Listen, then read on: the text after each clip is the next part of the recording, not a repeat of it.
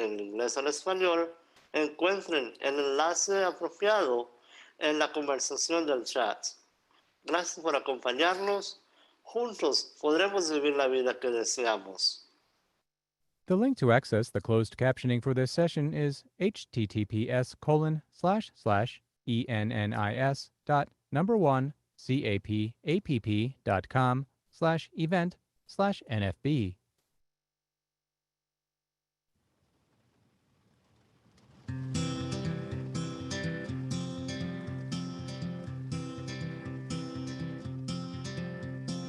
Hold on to me as we go,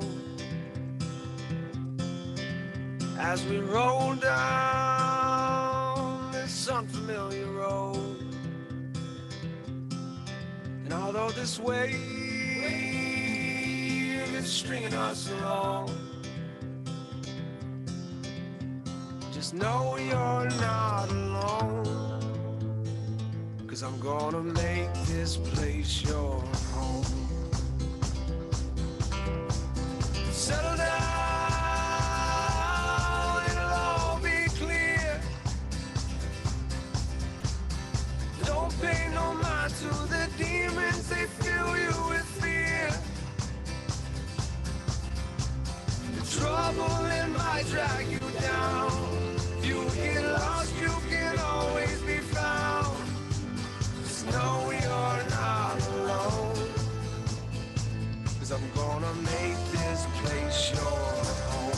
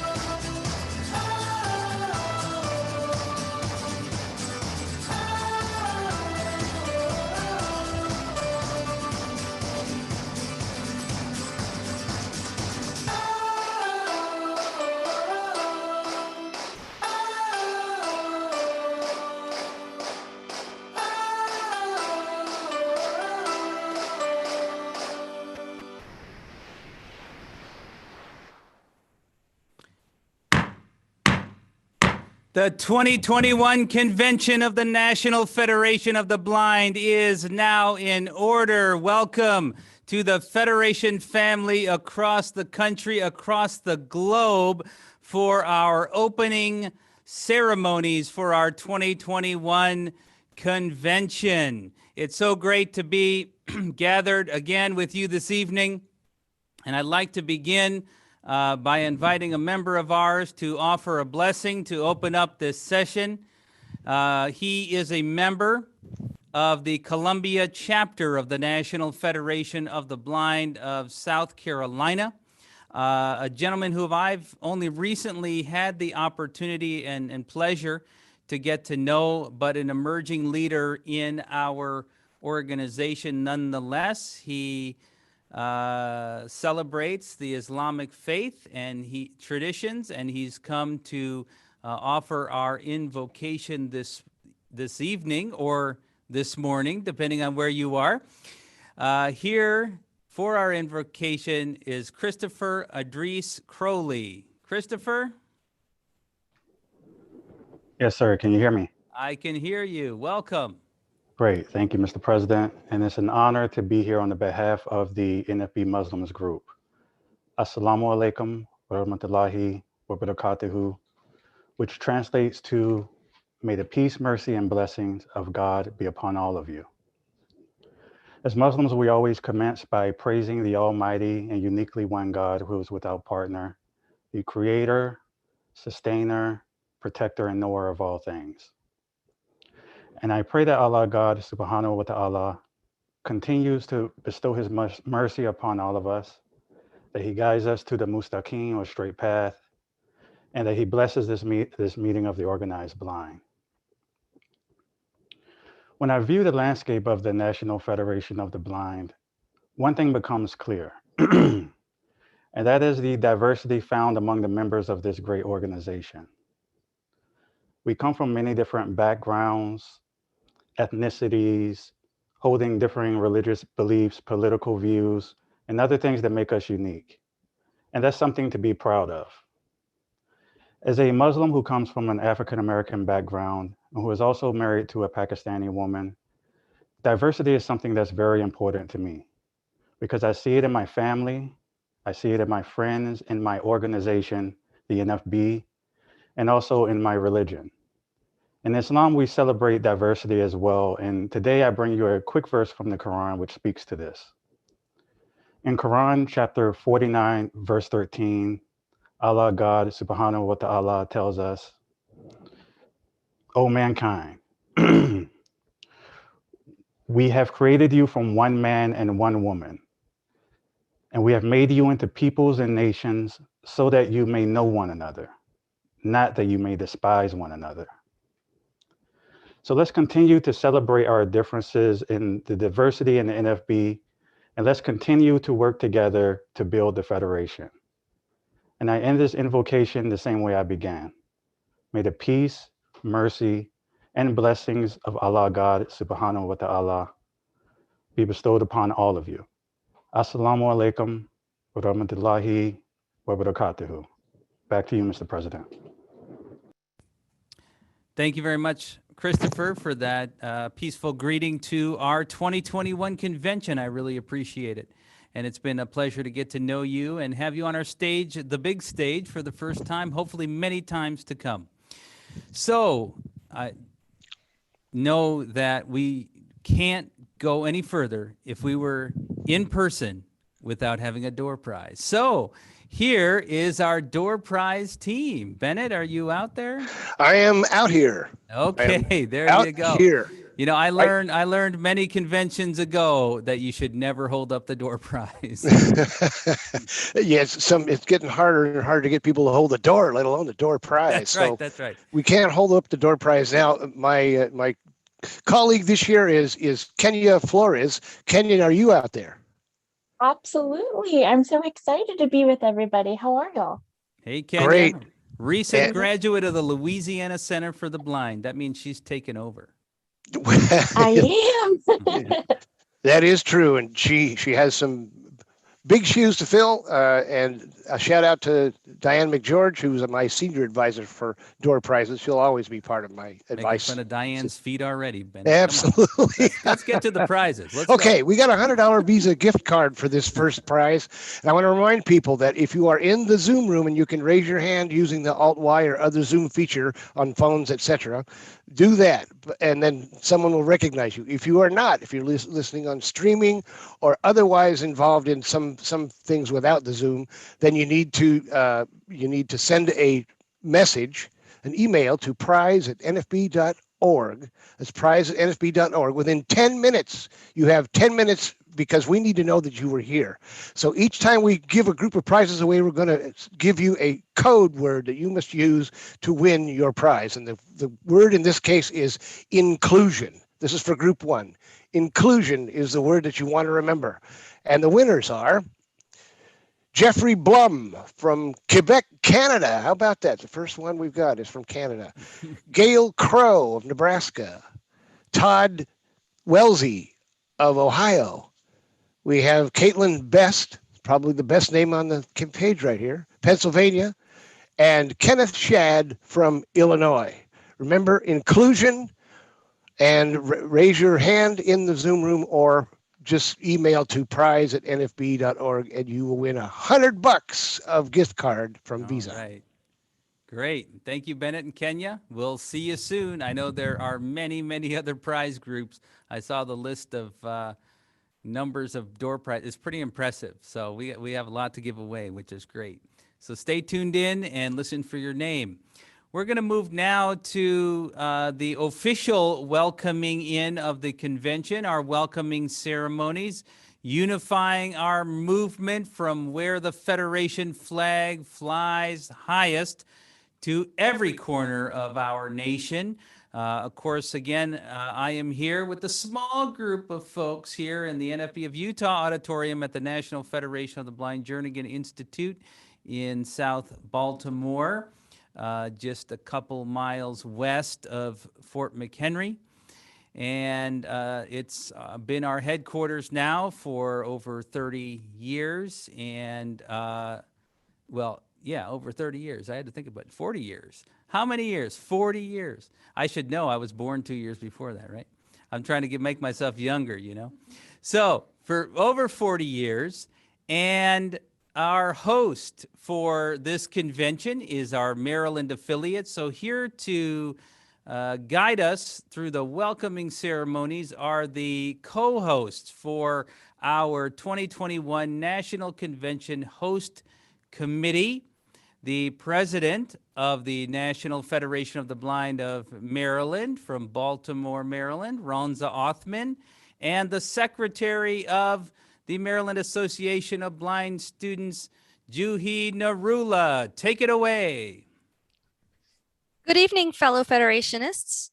As President Riccobono said, and as you've heard many times this week, my name is Ronza Othman. My pronouns are she, her, hers, and I serve as the president of the National Federation of the Blind of Maryland and co-chair of the NFB of Maryland National Convention Host Committee. And I'm Juhi Narula. My pronouns are she, her, hers, and I serve as the secretary for the Maryland Association of Blind Students, as well as the co-chair for the NFB of Maryland National Convention Host Committee. We are so pleased and honored to be able to host the 81st annual convention of the greatest and largest advocacy organization for and of the blind. This is our third time in our organization's history where Maryland has been privileged to serve as the host. Hopefully, this year is the best so far.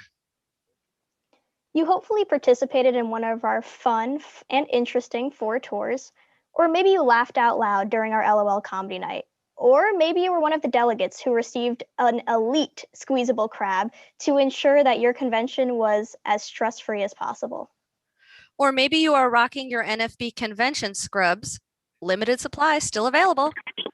Or maybe you participated in numerous contests, or maybe you read one of our blog posts at nfb.org/convention.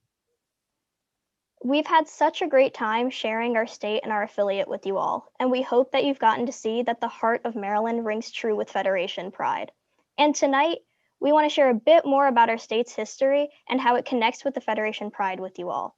So we're going to give you guys one more tour. We're going to embark on what we call the Clockwise Tour of Maryland, where you'll get to learn more about Maryland's history, our culture, and the things that matter most to us. But of course, in classic Maryland fashion, we're going to have a contest. Identify 10 songs or sound effects that you hear in the Clockwise Tour and email them to convention@nfbmd.org or call or text your answers to 443-426-4110. And if you're the first person to do this, you'll receive what I said before, an elite high-end squeezable crab along with $20. We are the Maryland affiliate, and we are where the headquarters of the life-changing organization resides. But though the Federation flag flies highest here, We are so similar to our 51 sister affiliates in so many ways. As we take the clockwise tour, we hope you'll think about and honor our differences while celebrating the things that bring us together in our shared experience as members of the National Federation of the Blind. As our tour guides, Christina Jones, Chris Danielson, Julie McGinnity, and Desmond Jackson lead us along this tour, we know that while we reflect on our history, we must focus forward. And with love, hope, and determination, we are stronger together.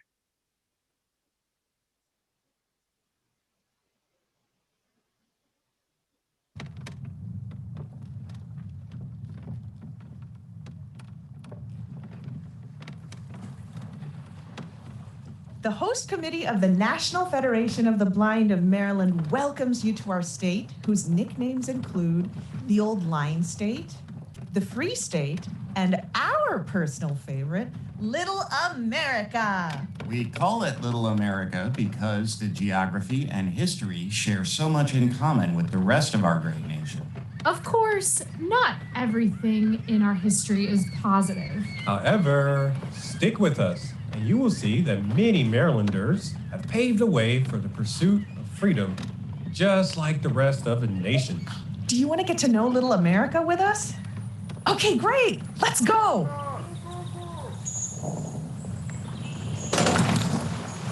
We'll start at the southern part of Maryland, west of the Chesapeake Bay, which is where it all started for Little America.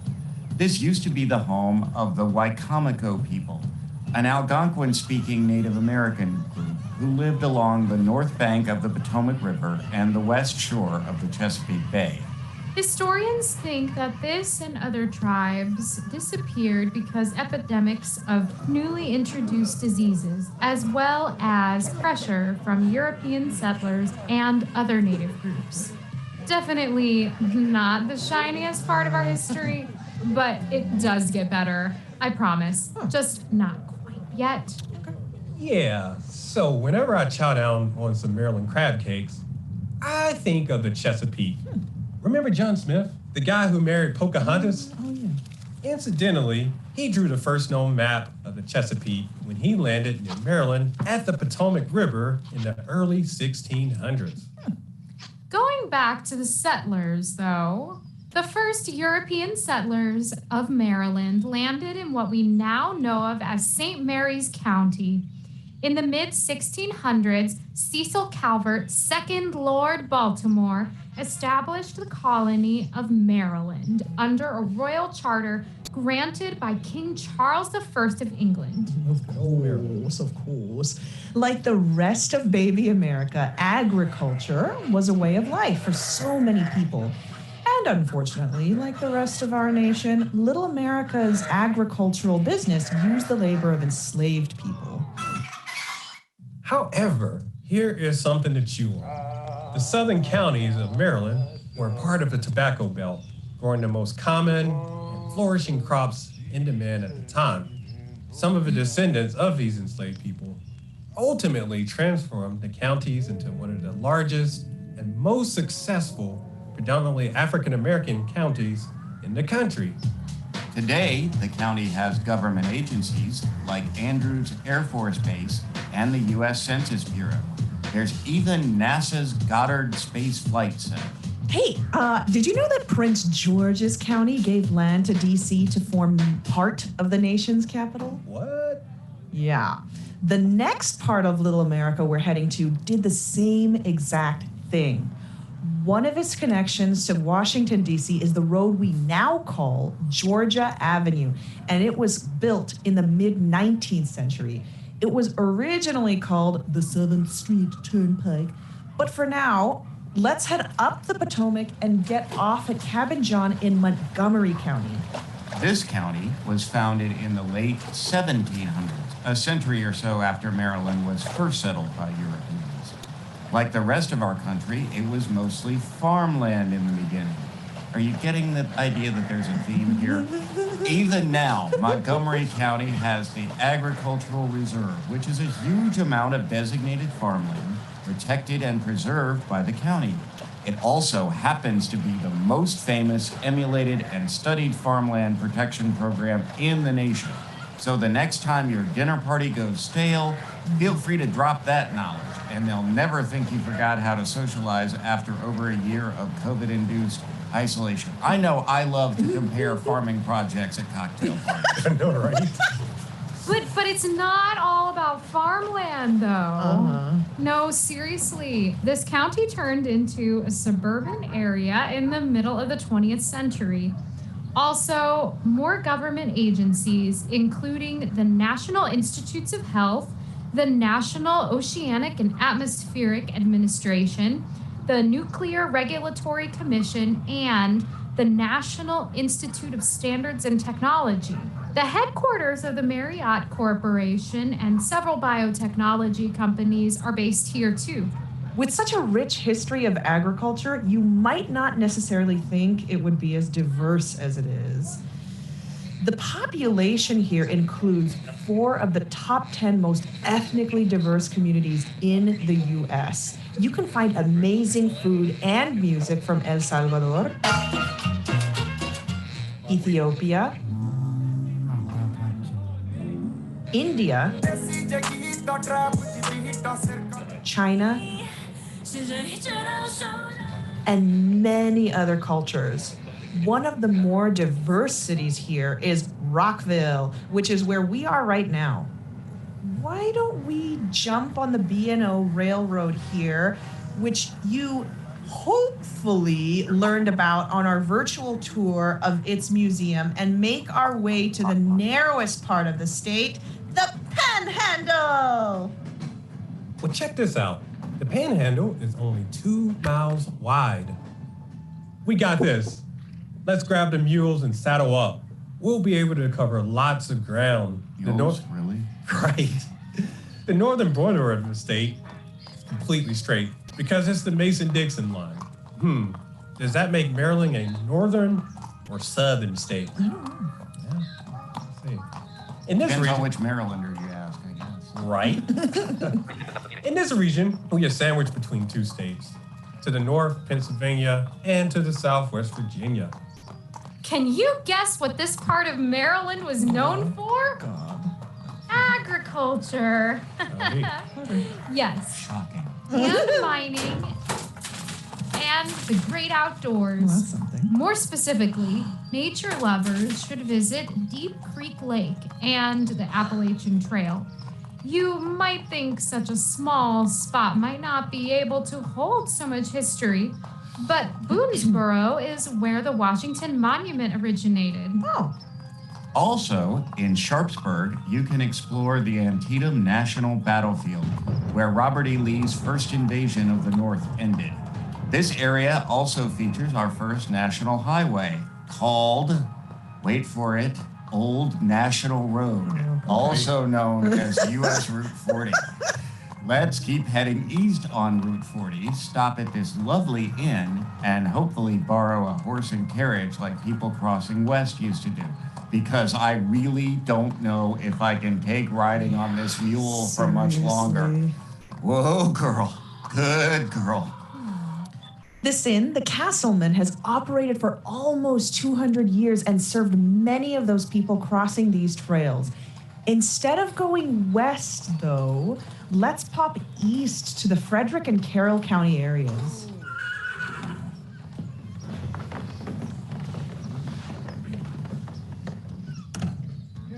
Frederick County was formed from parts of Baltimore and Prince George's County. How about that one? There's a decent bit of history here, including National Road, which we are indeed still on, the C&O Canal, and the B&O Railroad, which we hopped on earlier. We'll keep it moving. In this area, you can visit some Civil War-related museums. This area is also known for local wineries and breweries, which you can tour. Oh. I know the place I'll be coming back to. Right? By the beginning of the 19th century, Frederick was a leading mining county in the U.S., producing marble, gold, limestone, iron, copper, and other minerals.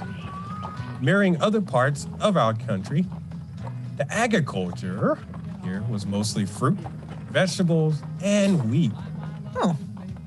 If you still want to veg out on some agriculture, this part of Carroll County we're passing through now has the Carroll County Farm Museum. Darn, not a tour we set up. It's not just farming. So you keep telling us. I know, but it's not just about farming, drinking, and mining, though. These communities value the arts. They do? There's the Weinberg Theater and the Met.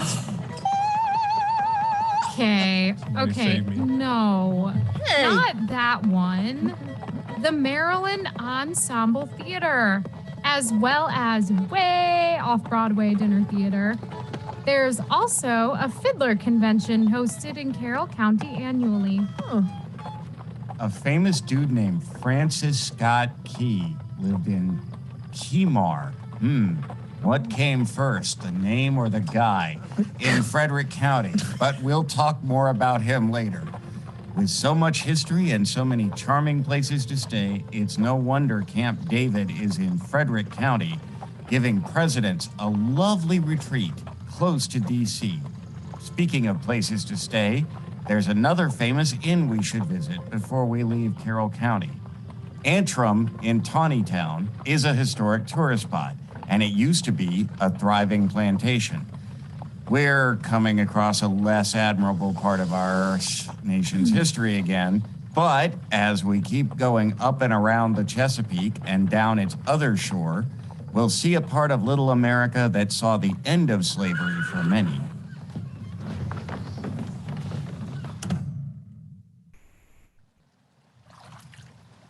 The Eastern Shore is known for a few things, one of which is the Harriet Tubman Underground Railroad. Do you remember learning about that in school at one point? Well, as a refresher, enslaved people used these routes to escape to freedom. The route we are taking now is called the Jane Kane Escape Route. Jane Kane became Harriet Tubman's sister-in-law. She escaped from Dorchester and paddled to freedom up to Caroline County. If you want to know more about these routes, check out the Harriet Tubman Byway. It's a self-guided driving tour through landscapes, waterscapes, and historic sites relevant to the Underground Railroad. Tubman herself lived and worked here, and she ultimately helped over 300 of the enslaved to freedom.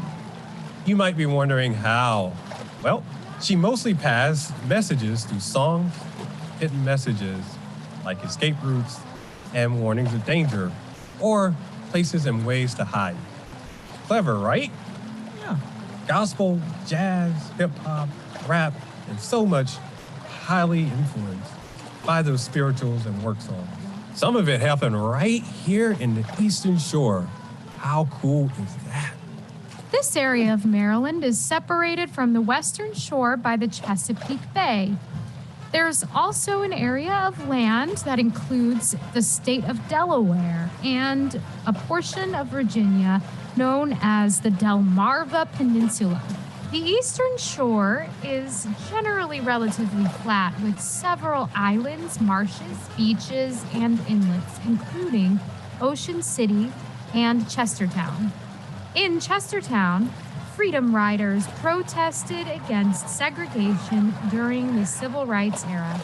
It's also the home of Washington College, which was founded by our nation's first president, George Washington.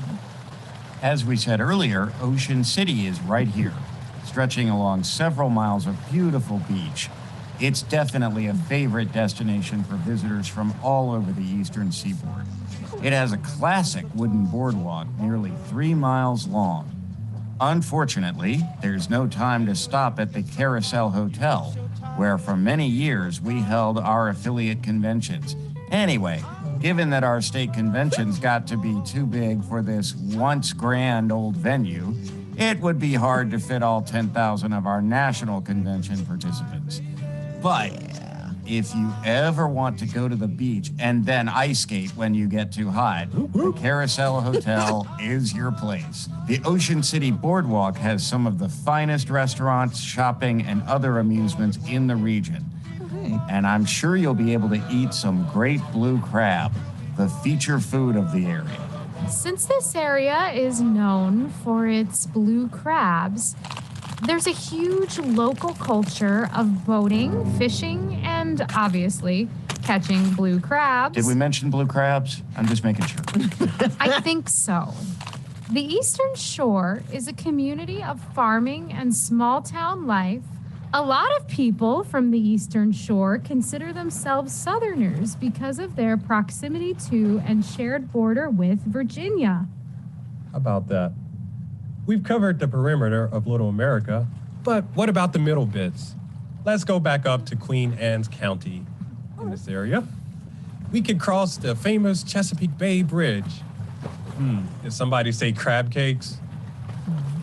Next time you're on Jeopardy, here's the $10,000 answer. This bridge's eastbound span was finished in the mid-1900s, and it was the world's longest continuous overwater steel structure at the time. Geez, try to say that 10 times fast. Hey, let's go on this bus and go across the bridge to Anne Arundel County. Remember when we talked about Cecil Calvert earlier? Founder of Maryland Ringing the Bell? Yeah.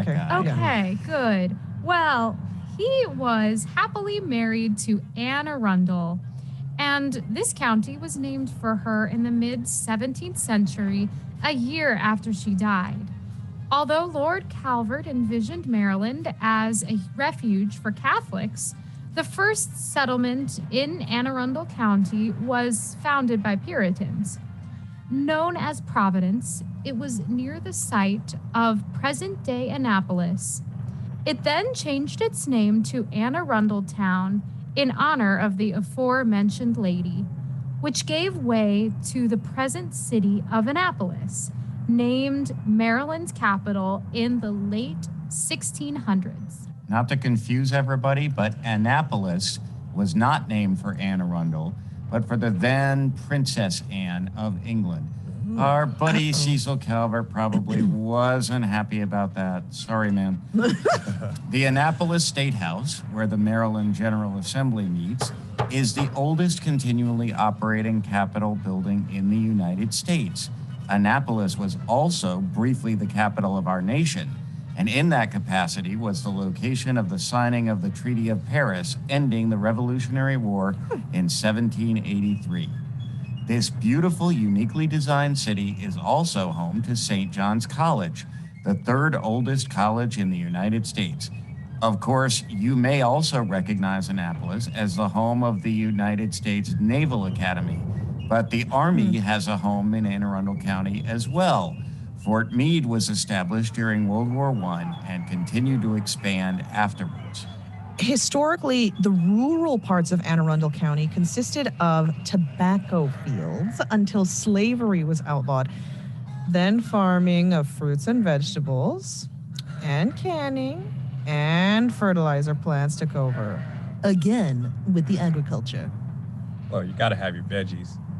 Let me tell you, the county's 533 miles of Chesapeake Bay shoreline was a happening place for resorts. One of these, Highland Beach, was established by Major Charles R. Douglas, son of the former enslaved abolitionist Frederick Douglass, as an exclusive vacation spot for African Americans of means. And important figures like Booker T. Washington maintained houses there. In the mid-1900s, President Harry S. Truman dedicated Friendship International Airport, at the time the most modern airport in the country. It's now Baltimore Washington International Thurgood Marshall Airport, and is still one of the major entry points to the Baltimore and D.C. regions. Okay, let's see. Iconic civil rights leader, air travel. Yeah, those go together. Well, see, so from Annapolis, we can hop on a commuter bus to Baltimore, which is Maryland's largest city and the only one that isn't part of any county. Baltimore was established in the early 1700s and named for the Irish barony of Baltimore, the seat of the Calvert family. Remember our old pal Cecil? Yep.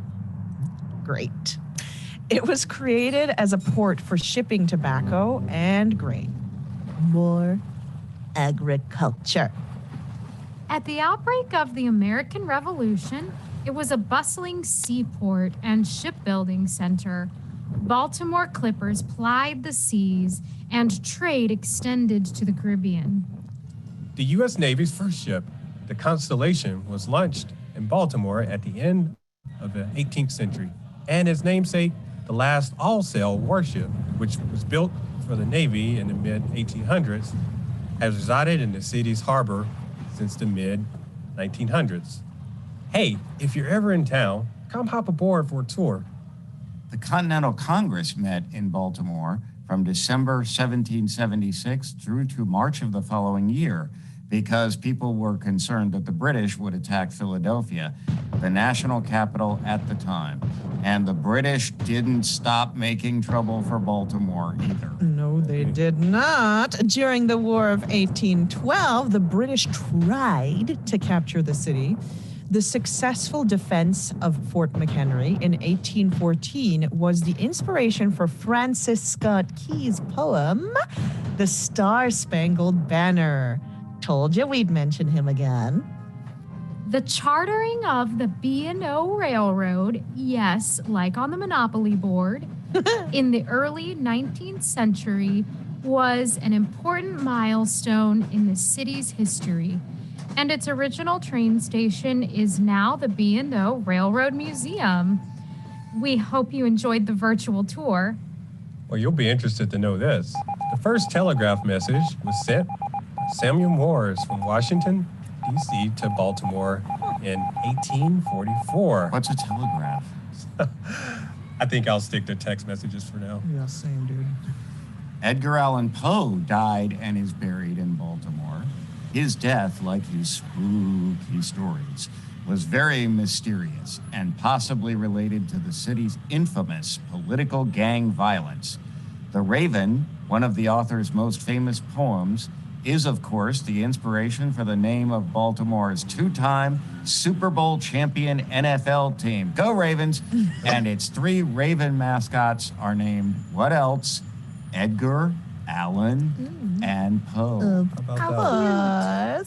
The city recovered pretty quickly from Union occupation during the Civil War and became a major industrial center. Although the Great Baltimore Fire of 1904 definitely set it back some, the resilient Baltimoreans rebuilt quickly, though, and in the 20th century, famous citizens included slugger Babe Ruth, journalist H.L. Mencken, blues singer Billie Holiday, nobody's business, Speaker of the House Nancy Pelosi,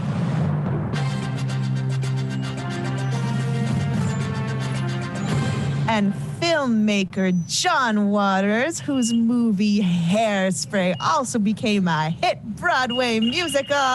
Good morning, Baltimore. Stop. Julie. If I can't sing, you can't either. I think the folks are still here for the career fair. Today, the city is still a major hub of business, medicine, learning, and culture. It's where the National Association for the Advancement of Colored People, NAACP, was founded and played a pivotal role in the civil rights movement. And of course, it's the home of the NFB Jernigan Institute, the headquarters of the National Federation of the Blind. So now you know just a bit more about Little America. Like the rest of our country, Maryland has faced challenges and made mistakes. But Maryland has also given our nation great champions of freedom, great food, and many important cultural contributions. And it's now the home of important parts of our government and of the headquarters of the nation's transformative membership and advocacy organization on blindness, run by, of course, the blind. Maryland has a thriving NFB affiliate that helps blind Marylanders live the lives they want through education, advocacy, and outreach. Like Maryland reflects the culture and history of the rest of the nation, the NFB headquarters embodies the history and culture of the entire organized blind movement. The NFB headquarters flies the NFB flag high and proud, as does the Maryland affiliate. All 52 affiliates are critical to the success of the movement. We are proud of our state, proud of our organization, and proud to host the 2021 convention of the National Federation of the Blind. We know that we are stronger together. Through love, hope, and determination, we will transform and unify our future. Thank you very much to our Maryland affiliate for that great tour. I'm hungry for some vegetables now, though. So, it is a pleasure. It is our national headquarters that brought Melissa and I to Baltimore almost 20 years ago, not quite, almost 20 years ago. And it has become home.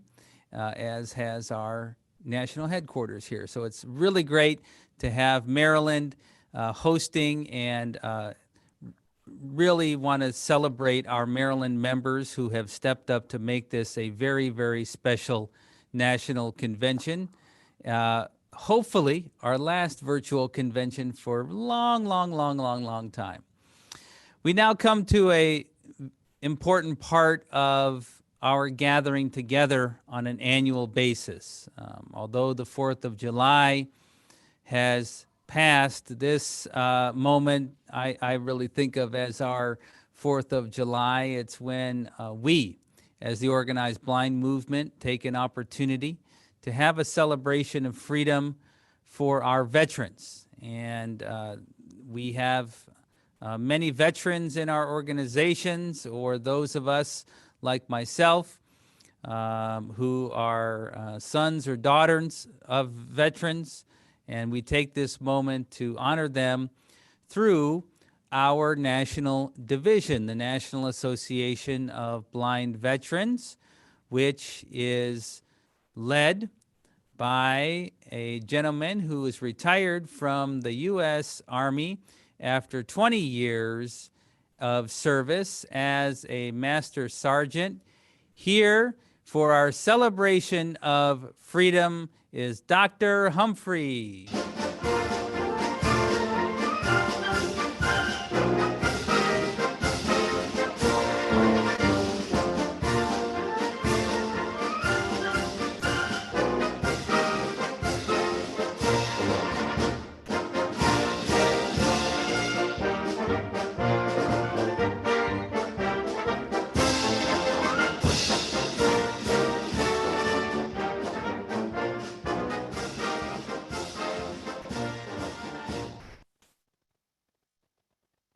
Greetings, Federation family and honorable guests. I am Vernon Humphrey, United States Army Master Sergeant retired and President of the National Association of Blind Veterans. It's my honor and pleasure to kick off our 2021 General Session with a celebration of freedom, hopefully our last virtual one. Although we are no longer on active duty, our mission has not changed. As service members, our mission was safeguard and improve the lives of others. Through unity and teamwork with our NFB family, we can help veterans, people with visual impairments and other disabilities, and even the general public. We take this opportunity to thank the veterans who, without their sacrifices, we would not have the freedom we enjoy every day. Although this year we did a much better job, unfortunately, one of the veteran introductions did not make it to the presentation. I regret this, and I want you all to know him as well after the struggles he has gone through, to allow me to introduce Joseph Ruffalo, Specialist 4th United States Army. He served from 1968 to 1970, Vietnam 1st Air Cavalry Division, radio operator, Division Tactical Operations Center, 27 years as president of the National Federation of the Blind of New Jersey, 20 years as a member of the National Federation of the Blind Board of Directors, retired from Bloomfield, New Jersey. Once again, I apologize. We will now hear from our veterans introduce themselves, followed by the Pledge of Allegiance led by the National Association of Blind Veterans Board of Directors. Please stand and join if you're able. And finally, our national anthem sang by our division chaplain, Father John Sheehan. Please roll the video. I'm Alfred Morgan from Benton Harbor, Michigan. I served in the Army from April 68 to February 1971. God bless. GMG2 Bradlows, U.S. Navy 7377, USS Manly DD 940, Nebraska.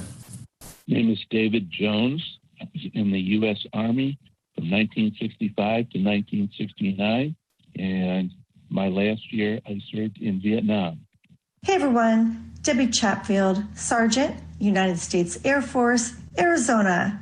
Served at Williams Air Force Base, Arizona, and Alhorn Air Base, West Germany. Doug Ingram from Tallahassee, Florida, United States Navy. This is Delane G. Bailey, Lieutenant Colonel, retired. State is Virginia. Branch of service is U.S. Army for 24 years and served from 1964 to 1988. Good morning, fellow Federationists. This is Dwight Sayer, Treasurer of the National Association of Blind Veterans and a veteran of the United States Air Force, discharged medically in 1969. From the great state of Arizona, W. Roy Stinson, Second Vice President, National Association of Blind Veterans, United States Marine Corps, Honorary Sergeant, retired. Joe Hobson, Virginia, United States Army, 1969-1975. My name is Mark Erickson. I am from Minnesota. I am a Marine Corps veteran. Percy Garrett, United States Marine Corps Master Sergeant, retired, Vietnam veteran, Purple Heart recipient, NFB Alabama affiliate. Nancy Hester, Specialist 5th Class, Women's Army Corps, medical training, stationed in Valley Forge, Pennsylvania, and in Fitzsimmons, 3 years. Jim Jonas, United States Marine Corps, from Rochester, New York. Vernon Humphrey, President, National Association of Blind Veterans, Master Sergeant, U.S. Army retired, Medical Corps, Columbus, Georgia. My name is Nathaniel L. Johnson. I live in Mobile, Alabama, and I served in the U.S. Army and was opened my eyes with the National Federation of Blind. Dave Hutchins on behalf of Clifton J. Hutchins, U.S. Navy, retired, Petty Officer First Class, San Diego, California. My name is LeBaron Hill from Mobile, Alabama. Was in the Army during the Vietnam era, stationed in Germany, and was awarded the rank of Sergeant E5. Thank you, veterans.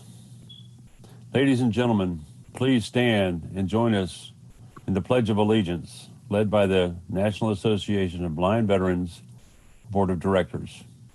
I pledge allegiance to the flag of the United States of America and to the republic for which it stands, one nation, under God, indivisible, with liberty and justice for all.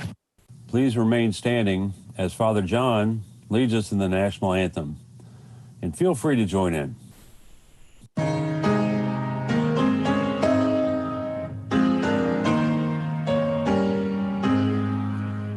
Oh, say, can you see by the dawn's early light what so proudly we hailed at the twilight's last gleaming, whose broad stripes and bright stars through the perilous fight o'er the ramparts we watched were so gallantly streaming, and the rocket's red glare, the bombs bursting in air, gave proof through the night that our flag was still there?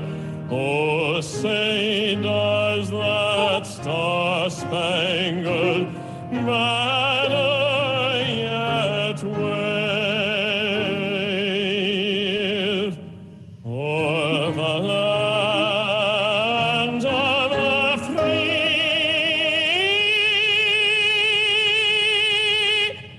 and the home of the brave.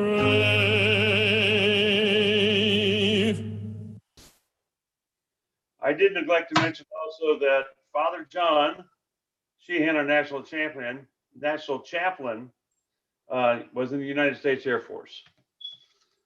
Our service members cannot complete their mission without the family members and friends supporting them. I often say the hardest job in the military is the spouse.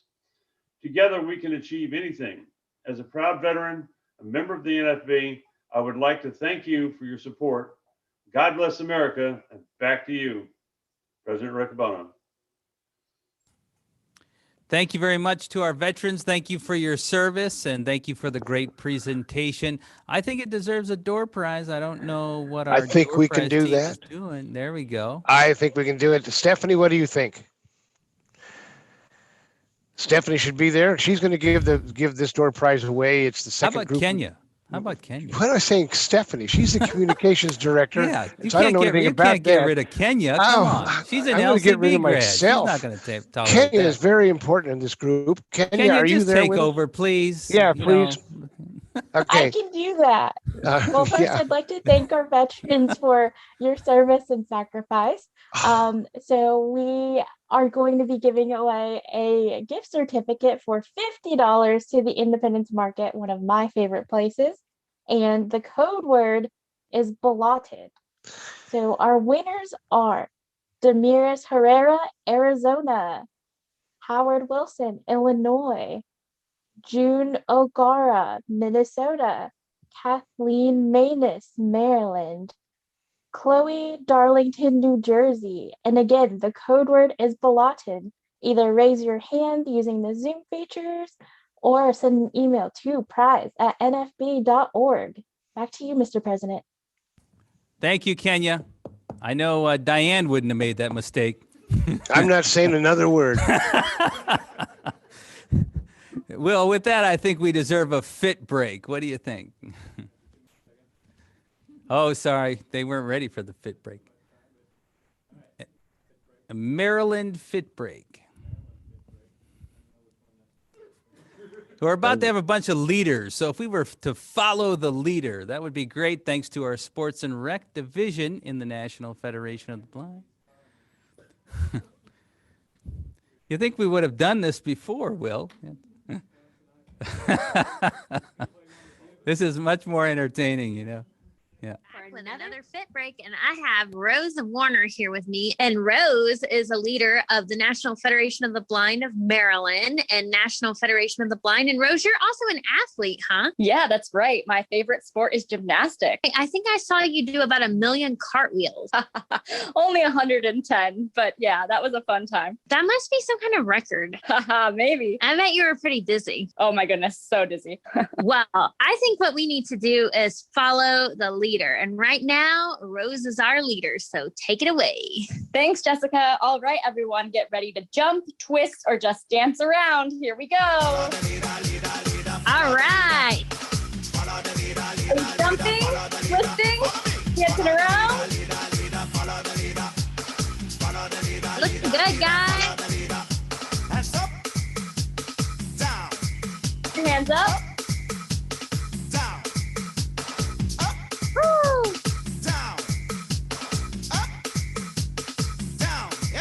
All right. You still jumping?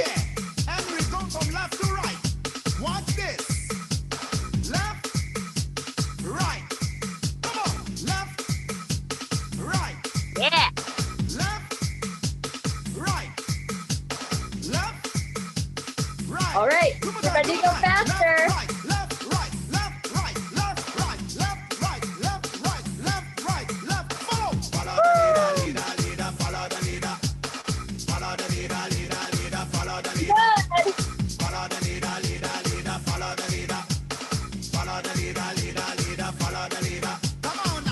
Looking good. Jump for the right.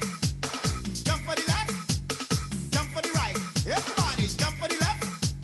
Jump for the right. Woo! Jump for the left. Let's see a big jump. Now clap and wave. Come on, clap and wave. Clap Let's see your wave. and wave. I am going to do a huge shout out. And wave. Everybody come. All right. Thank you, Jessica and Rose. That was our first Yes. fit break of the convention. And we will have some more Maryland-themed fit breaks as well as others. So be ready to keep moving around in the Zoom environment.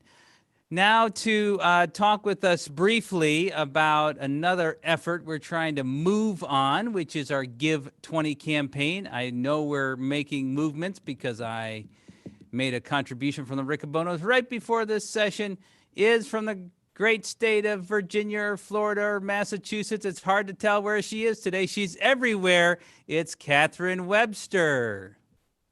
We are certainly making moves for the Give 20 campaign. Thank you to the Riccobonos for that donation just a couple hours ago. We are at $36,488.21 from 504 people donating to Give 20. But I challenge everyone, we want to get that number up to 600 tonight. So a little briefly about Give 20. It is a campaign that we are running at nfb.org/give20, where you can donate to any or all of our 4 funds: the White Cane Fund, which is our general operations, the Tenbrook Fund, which is operating our building, maintenance, etc., at our national headquarters in Baltimore. We also have the Kenneth Jernigan Fund, which supports our first-time convention attendees in future conventions to come join us and become part of our family. And last but never least, our Sun Fund, which is our rainy day fund. All of our funds and those who are involved in driving those forward are immensely grateful. If you do not have the financial means to contribute, please share, hashtag Give20, also hashtag NFB21. So much appreciation for any support you can give. Back to you, President Riccobono. Thank you, Catherine. We are now going to move to the roll call of states. So, affiliate delegates, get ready, get close to your mute button, because we'll be calling on you soon for the roll call of states. Now, in the roll call of states, delegates, we're going to want to have you announce who your delegate will be, who your alternate delegate will be, who will serve on the nominating committee. And please let us know when your next convention will be and whether it will be in person or virtual. We hope it'll be in person. But if you have your convention dates and where, please let us know. We're going to get started with Alabama, Alaska, and Arizona very soon. So delegates, get ready. Last year, we had all 52 delegations for our virtual convention, and I expect the same at this convention. I do want to first, for the first time, give a thanks to all of our affiliates that have sent in contributions for our honor roll call. We'll talk more about that on Saturday, but our affiliates have been very generous financially during the pandemic, and we really appreciate that. So, to start off the 2021 convention roll call of states is Alabama. Woo, woo, woo, woo! Greetings, President Riccobono and NFB family. I promised my members I'd have to do a shout out. I also want to do a shout out for Joy and Alan Harris. I know they're with us in the virtual atmosphere, so hello, Joy. I also want to share very briefly, we have since January, 16 new members. We have currently 7 Bell students enrolled. In 2022, we're anxiously awaiting to come face to face. Our convention will be held March 4th through the 6th. And of course, it will be face-to-face. Location is to be announced. Tamika Williams is our alternate delegate. and myself, Barbara Manuel, will be the delegate. Thank you, sir. Thank you, Alabama. Great to hear your voice. Alaska. Greetings, fellow Federationists. Can you hear me? We can hear you. Sweet. Okay. All the way from Alaska. Yeah. So I just want to give a little reminder about Alaska. It is 3 times larger than Texas. If you were to lay Alaska over the United States, 48 adjacent states, it would cover 2/3 of it. However, our population is less than 800,000, and half of the population lives in the city of Anchorage, which is where most of our members live. But we are gaining members on the Kenai Peninsula and other places. So, oh, one other thing. The temperature right now is 61 degrees. I'm not bragging. I just want you to know that our hearts go out to the rest of you. And sunset tonight, if the sun were out of the clouds, is at 11:29. All right. So I would like to recognize and honor Ashley Wally, who is in the Teachers of Tomorrow program. She is a teacher of the visually impaired for the Fairbanks North Starborough School District. I'm going to be the delegate. My name is Bonnie Lucas. I don't think I said that. The alternate delegate will be William Craig. I will serve on the nominating committee, and there was a cat. Convention will be October 15th and 16th, and at the Coastal Inn. And we plan on having it in person, but hope to include other Alaskans who cannot make it. We have no representative right now. Thank you. Thank you very much, Alaska and the cat, for being here at the convention. We really appreciate it. Now, can Arkansas, California, and Colorado get ready? But before we announce this next state, hold on. Let me put my Milwaukee Bucks hat on. Arizona. Good evening, my Federation family. My name is Donald Porterfield, and from the great state of Arizona, we are driving the bright vehicle looking for the deer in the middle of the road. I am the delegate. Jordan Moon is the alternate delegate. I will serve on the nominating committee. I would also like to extend a welcome to 2 of our state scholarship winners, Ryan Thomas and Miss Ayel Marquez. And our state convention is September 2nd through the 5th over the Labor Day weekend. We are virtual this year, which we hope is the last forever in terms of our virtual conventions. We are looking forward to being in person. We have begun the process of beginning our live and in-person meetings at the chapter, division, and affiliate level. Thank you, Mr. President. Thank you very much. Arizona, fear the deer. California. Oh, I'm sorry. Yeah, we should go back to Arkansas. How about Arkansas? Hi, greetings from Arkansas. Sorry, Arkansas. It's okay. Blame Arizona. Okay. Okay. Anyway, greetings from Arkansas. We have Brent Philpott is going to be an alternate delegate, and I will be the delegate for the nominating committee. And my name is Nina Chadwick. Our state convention is going to be October 29th and 30th. And it's going to be in Springdale, Arkansas, and we are going virtual this year. Thank you very much, Arkansas. We appreciate it. Okay. Let's try again. California. California is here. Hello. Hi, this is Tim Elder from the great Golden State of California. I will be the delegate. Our first vice president, Rachel Greider, is the alternate, and I am happy to serve on the nominating committee. We do have a state convening up, and California being the state, we are having a virtual convention October 22nd through the 24th. It's anywhere and everywhere, and anyone can virtually travel to the California Convention this fall. Have quite a few folks, 5 folks registered, so a shout out to all of those individuals. We've got scholarships love to acknowledge. We've got Miriam Abdul Sattar, Joel Gomez, Eric Mandel, Megan Swanson, Jeanette Jones. So congratulations to all of the students.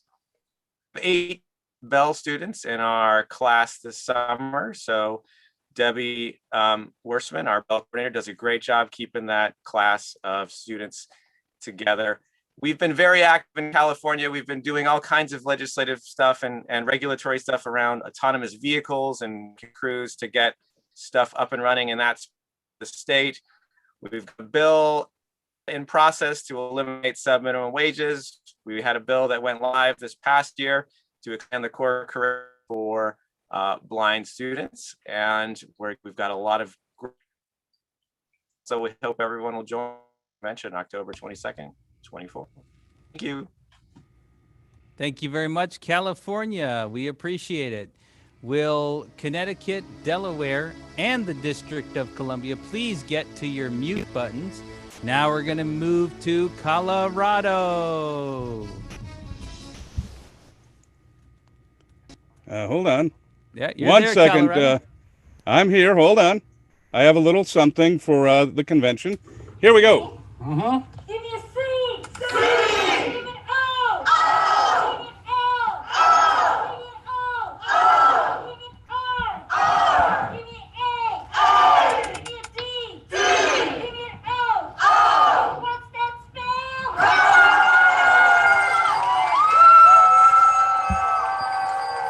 Mr. President, I am Scott LeBar,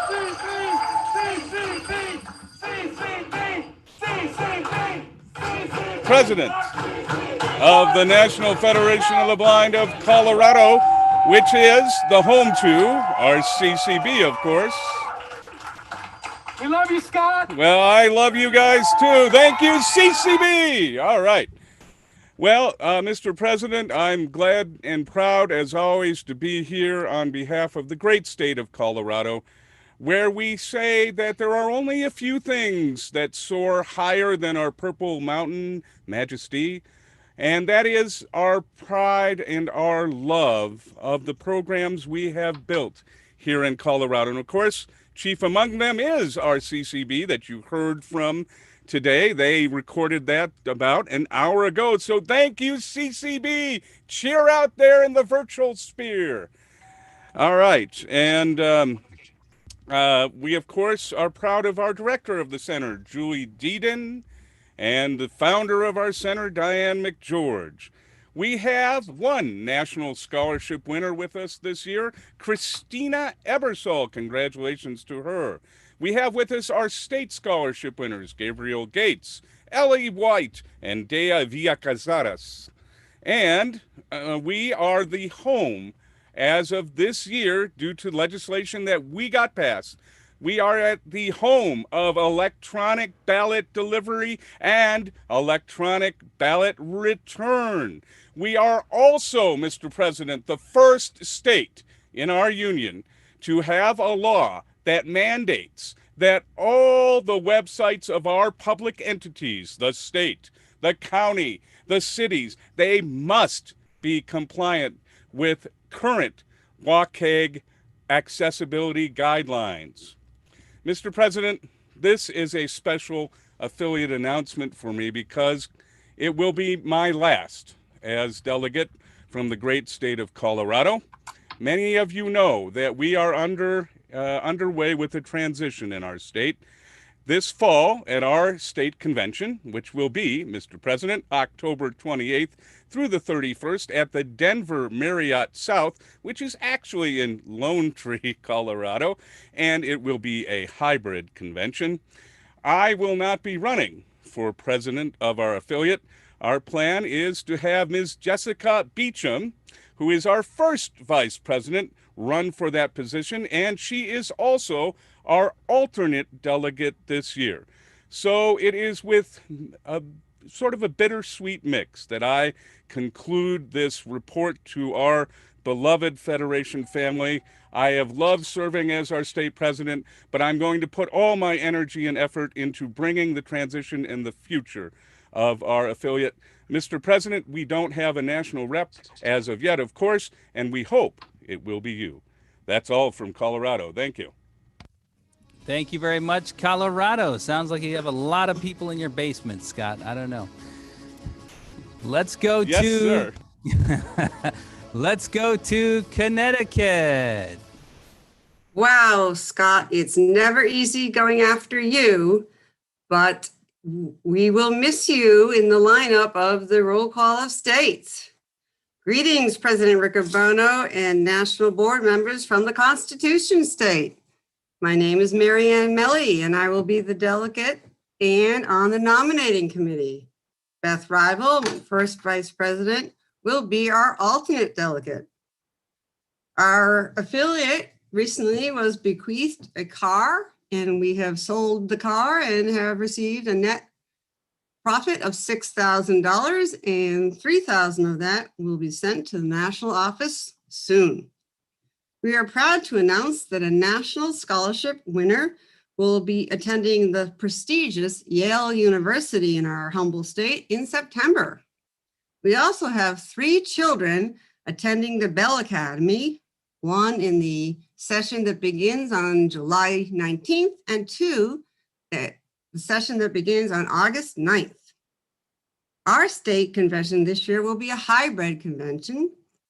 The in-person portion will be held at the Sheraton Hartford South in the town of Rocky Hill on the weekend of October 29th, 30th, and 31st. We will be celebrating 50 years of being an affiliate of the National Federation of the Blind. It would be our honor, Mr. President, if you could attend part or all of our celebration. Thank you. Thank you very much, Connecticut, and congratulations on the upcoming anniversary. Thank you, sir. Absolutely. Let's move to Delaware. Greetings, my fellow Federationists. This is Kat Botner coming to you from the first state. I will be serving as the delegate. Sylvia Reed, our affiliate first vice president, will be serving as our alternate delegate. I will be serving on the nominating committee. Our state convention is October 29th and 30th, and it is once again everywhere and anywhere. So come one, come all. We do not have a national rep assigned, and Mr. President, I would be honored if you would be in attendance for either all or some of the convention. And I believe that's all the information you need from me. So this concludes my report. Thank you very much, Delaware. Florida, Georgia, and Hawaii, please move to your mute buttons. We're now going to go to the District of Columbia. Well. Good evening, fellow Federationists. This is Sean Calloway, President of the National Federation of the Blind of the District of Columbia. And of course, home of those Krispy Kreme donuts. Looking forward to serving those to you when you come back for the Washington seminar. I will be serving as delegate, and Lieber Robinson will serve as our alternate delegate. Excuse me. Our convention will be held from virtually October 14th through the 16th. And we do not have a national rep lined up.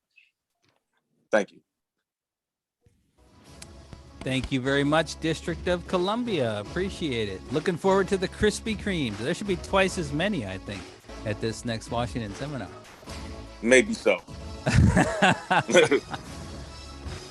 But we want them fresh and hot. We don't want the old ones there, John. You won't get the fresh ones. Trust me. All right. Great to hear your voice. Let's move to Florida. Greetings from the Sunshine State. I will serve on the nominating committee. I will be the delegate, and our first Vice President, Miranda Kilby, is our alternate delegate. Our state convention will be held October 1st through the 3rd this year in 2021 in person at the Embassy Suites by Hilton, Tampa, USF, near Busch Gardens. We don't have a national rep yet. We are excited to have a scholarship winner this year, Tashara Cooper, who is the Secretary Treasurer of our Central Florida chapter. Thank you. Thank you, Florida. And for those who don't know, that was Denise Valkema, president of the NFB of Florida. Let's move to Georgia. Can you hear me? Can hear you.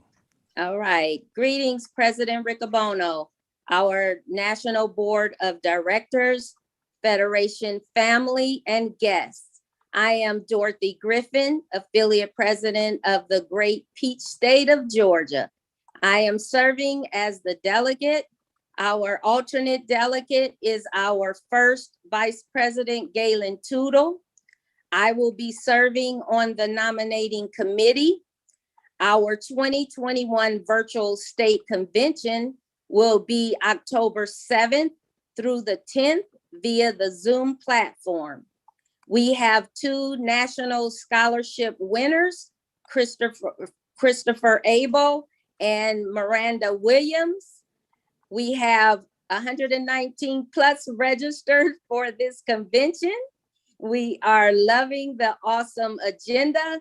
And as always, we are feeling peachy keen. Thank you so much. That is my report. Thank you very much, Georgia. Let's go to Hawaii. Aloha, President Riccobono and all the members of the National Federation of the Blind. I am Virgil Stinnett.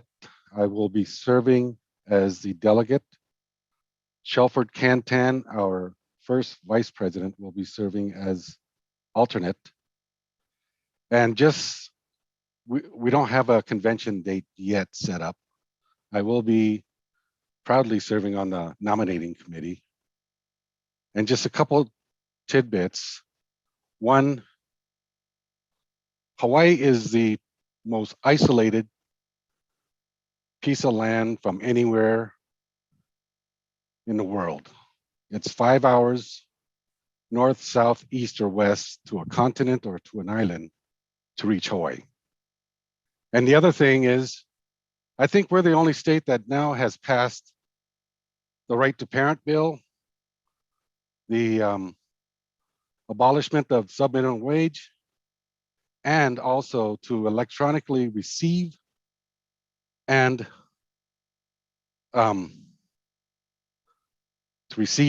to return ballots electronically for voting. And that was just passed yesterday. Thank you, President Riccobono. Very nice, Hawaiian. Congratulations.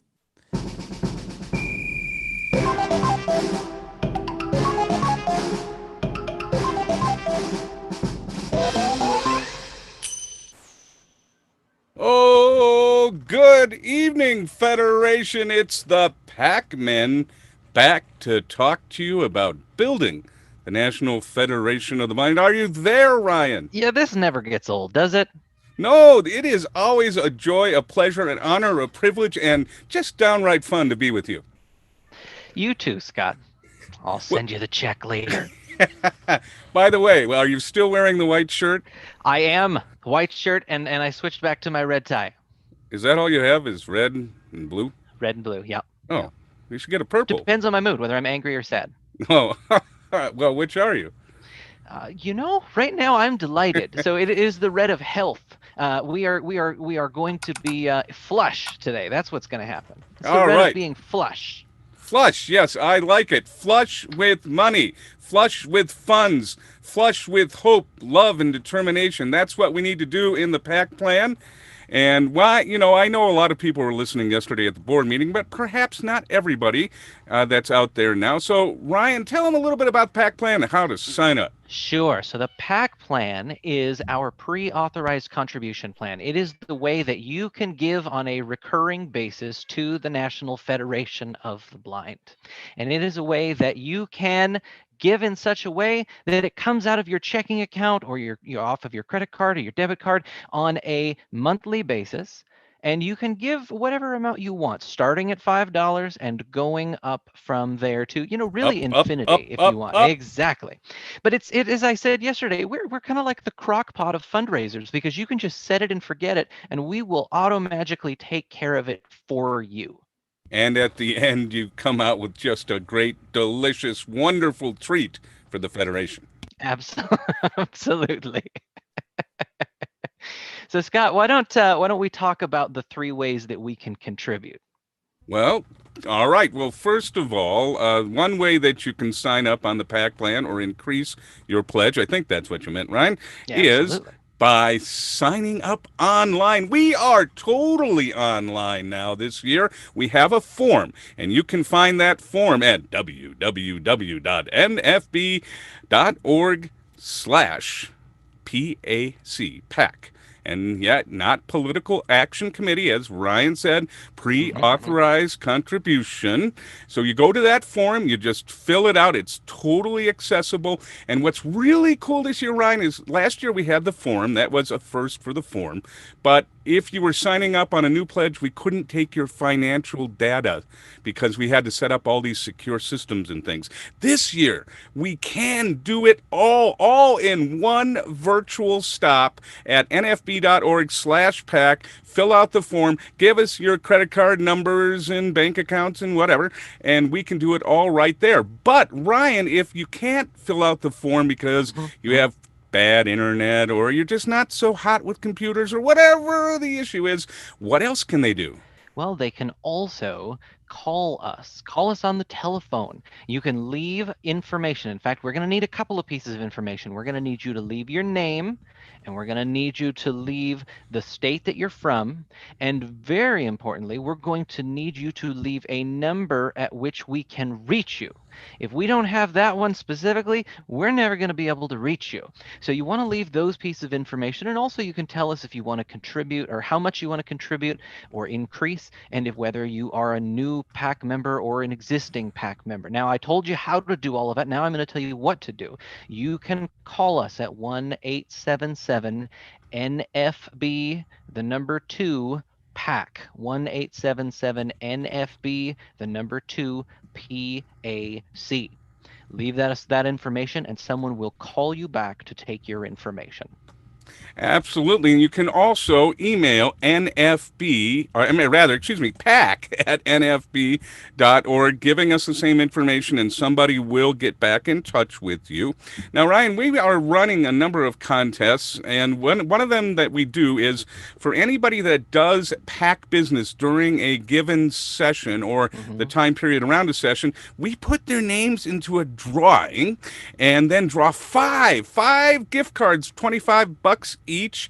And we did that. We had a bunch of people sign up yesterday or increase their pledge. And I want to tell you the 5 winners. How about that? I think that sounds great. I'm winner excited number about this first one. This is going to be fun. Yes. Winner number 1, the Providence chapter, which reminds me that you don't have to necessarily be a human being to sign up on the PAC plan. Chapters are people too, my friend. Yes, exactly. Chapters can sign up, affiliates can sign up, divisions can sign up. So congratulations, Providence chapter. Then the rest of these 4 are humans, as far as I know. Daryl Hilliker from Arizona, Jeffrey Wilson from Alabama, Juan Jaro from New Mexico, and Carol Cruz from Pennsylvania. Congratulations on being our first PAC winners. Now, we have other contests. We have the PAC Rat, the PAC Mule, the PACaderm. We have all kinds of things, state rankings, like, will Maryland really still stay number one, or will Colorado finally get them,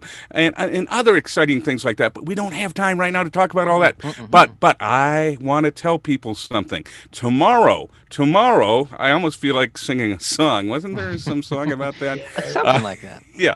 Well, anyway, tomorrow before the first session tomorrow, I guess that would be the third general session of the convention, we are on the pre-show with Anil and Melissa, and I'm real excited about it. We're going to go into a deep dive on the PAC plan. We're going to have some fun, and so please join us tomorrow. But for now, Ryan, close it out.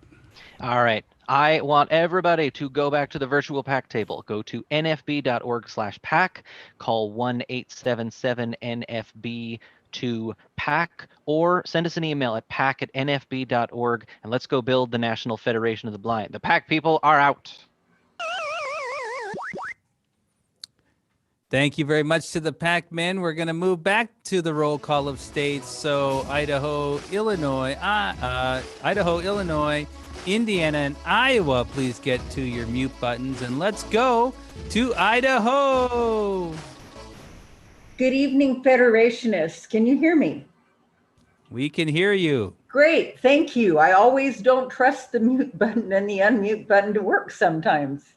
Anyway, I'm Dana Ard. I'm proud to be the president of the great state of Idaho. And good things are happening in Idaho. But first, I want to say that I am the delegate.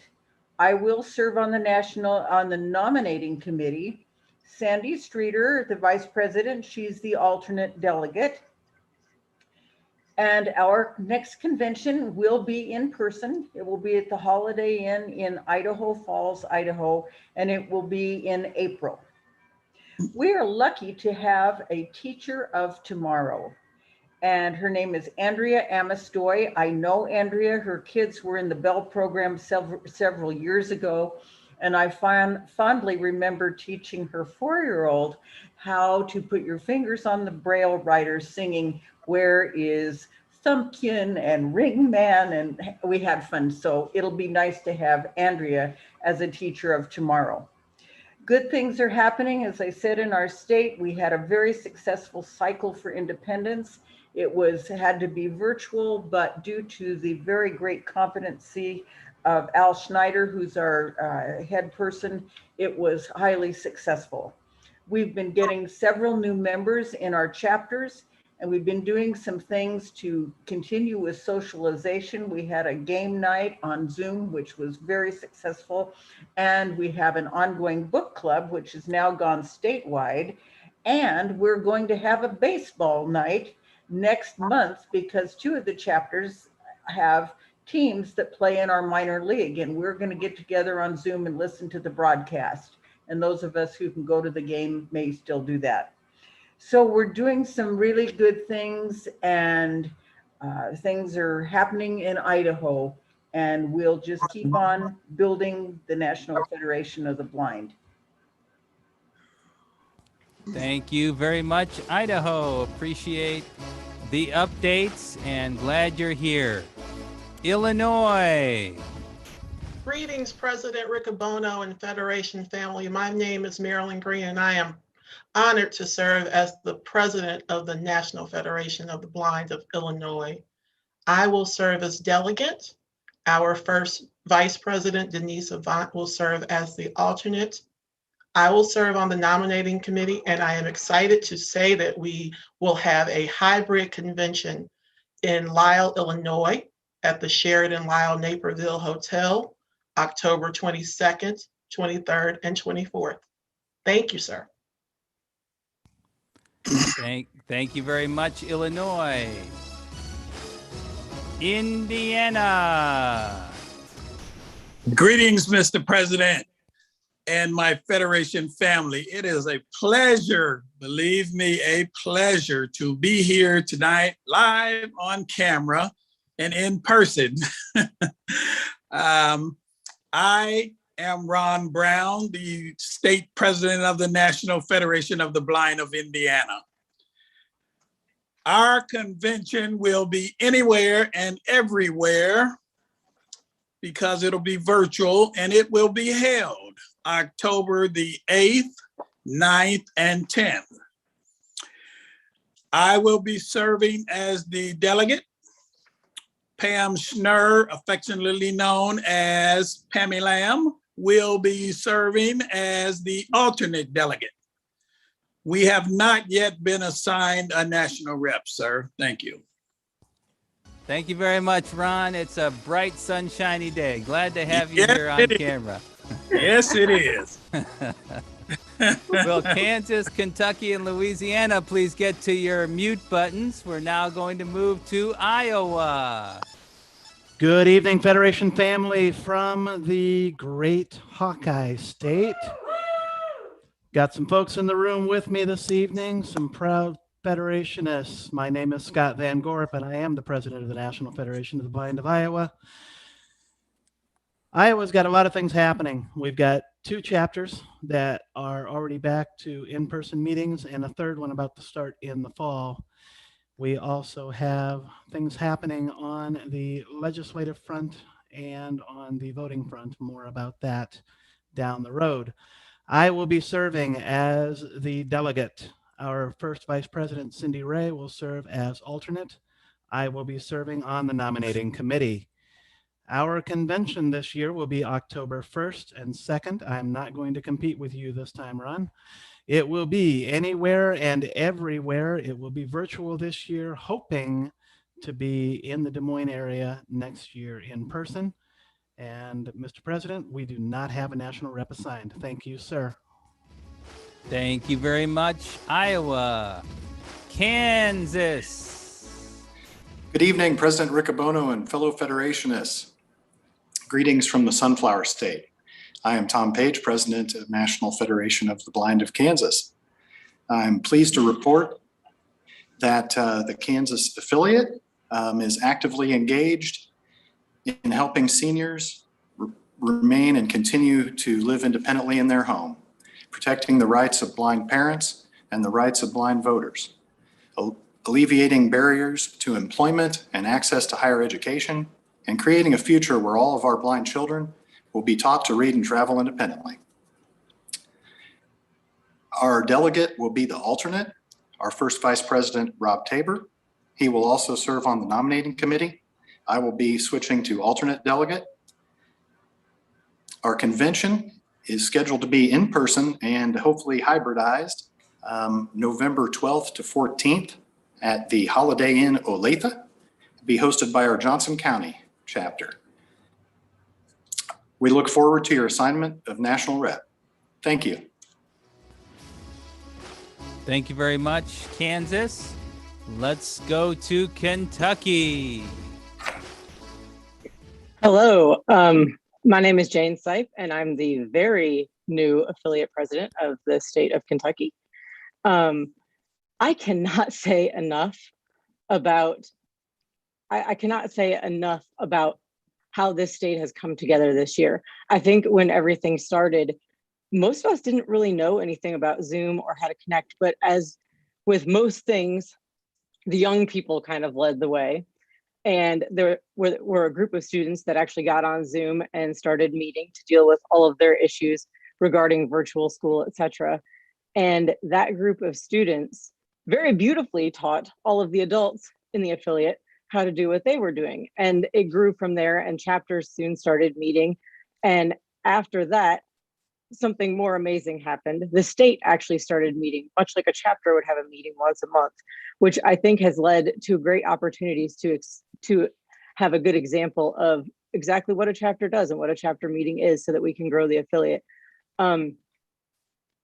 Obviously, we would very much like to meet in person, and we are looking forward to convention. And actually, our convention will be held on October 1st, 2nd, and 3rd in person, yes, here at the Hilton Garden Inn here in the beautiful, my hometown city of Louisville, Kentucky. And I think that's very appropriate because this year's convention will be about resilience. And I think, as most of you know, Louisville has taught the world a lot about resilience over the past year. We've taught the world a lot about resilience in the face of injustice and resilience in the face of safety issues and equality issues. and moving forward and seeing people. And the Kentucky affiliate, we continue to see you. We do not have a national rep for our convention, although before you decide who that is, I think you should know there are at least 2 birthday parties which will involve cake. And from what I understand, an 80s themed dance party that will involve dressing up. That's what I've been told anyways. I will serve as the delegate. The Honorable Kathy Jackson has agreed to remain as the alternate delegate, which is lovely of her. And I will serve on the nominating committee. Thank you so much. Thank you very much, Kentucky. Will Maine, Maryland, and Massachusetts please move to your mute buttons? But now we're going to go to Louisiana. Good evening, President Riccobono and my Federation family. I am Pam Allen, President of the National Federation of the Blind of Louisiana, enthusiastic host for our 2022 convention.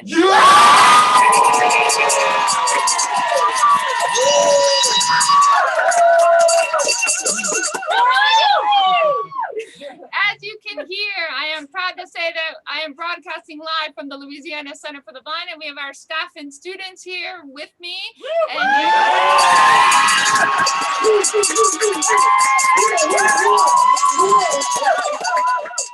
I hope you hear our freedom bell ringing. We are also proud to have in our delegation Joanne Wilson, LCB founder and president emeritus of the National Federation of the Blind of Louisiana. Since 1985, thousands of our LCB students of all ages have learned to live the lives they want by gaining the confidence and skills, and most importantly, the gift of the National Federation of the Blind, and are serving as leaders at all levels around the country. You see them all over our agenda and leading the way in the National Federation of the Blind. Also proud to say we have in our delegation Dr. Edward Bell and staff and graduate students from our Institute on Blindness at Louisiana Tech University. We have with us Tina Reisner, a National Scholarship finalist. And also we want to recognize Miranda Williams, Syed Rizvi, and Zach Thibodeau, 3 of our LCB.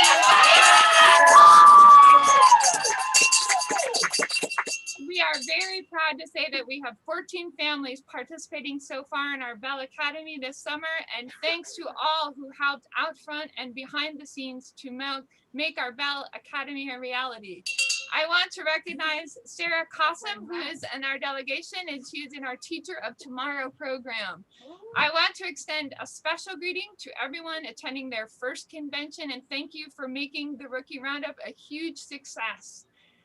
I am the delegate, and I will serve on the nominating committee. Dawn Banning is our alternate delegate. Our state convention will be November 5th through 7th, hopefully in person in Baton Rouge at the Crown Plaza. And we are counting down the days until next July, when we will welcome you to the great city of New Orleans. Thank you. Needed. LCB! LCB! LCB! Thank you very much, Louisiana. I don't know how you got so many people in that office of yours, Pam. So that's impressive. Let's move to Maine. Can you hear me, sir? Yes, I can. Awesome. That is always a hard act to follow. Great job, Pam. My name is Leon Proctor. I am the proud president of Maine affiliate. I want to put a shout out to the Backbone, which is the Greater Portland chapter. They've done a lot of great work this year, putting on great things.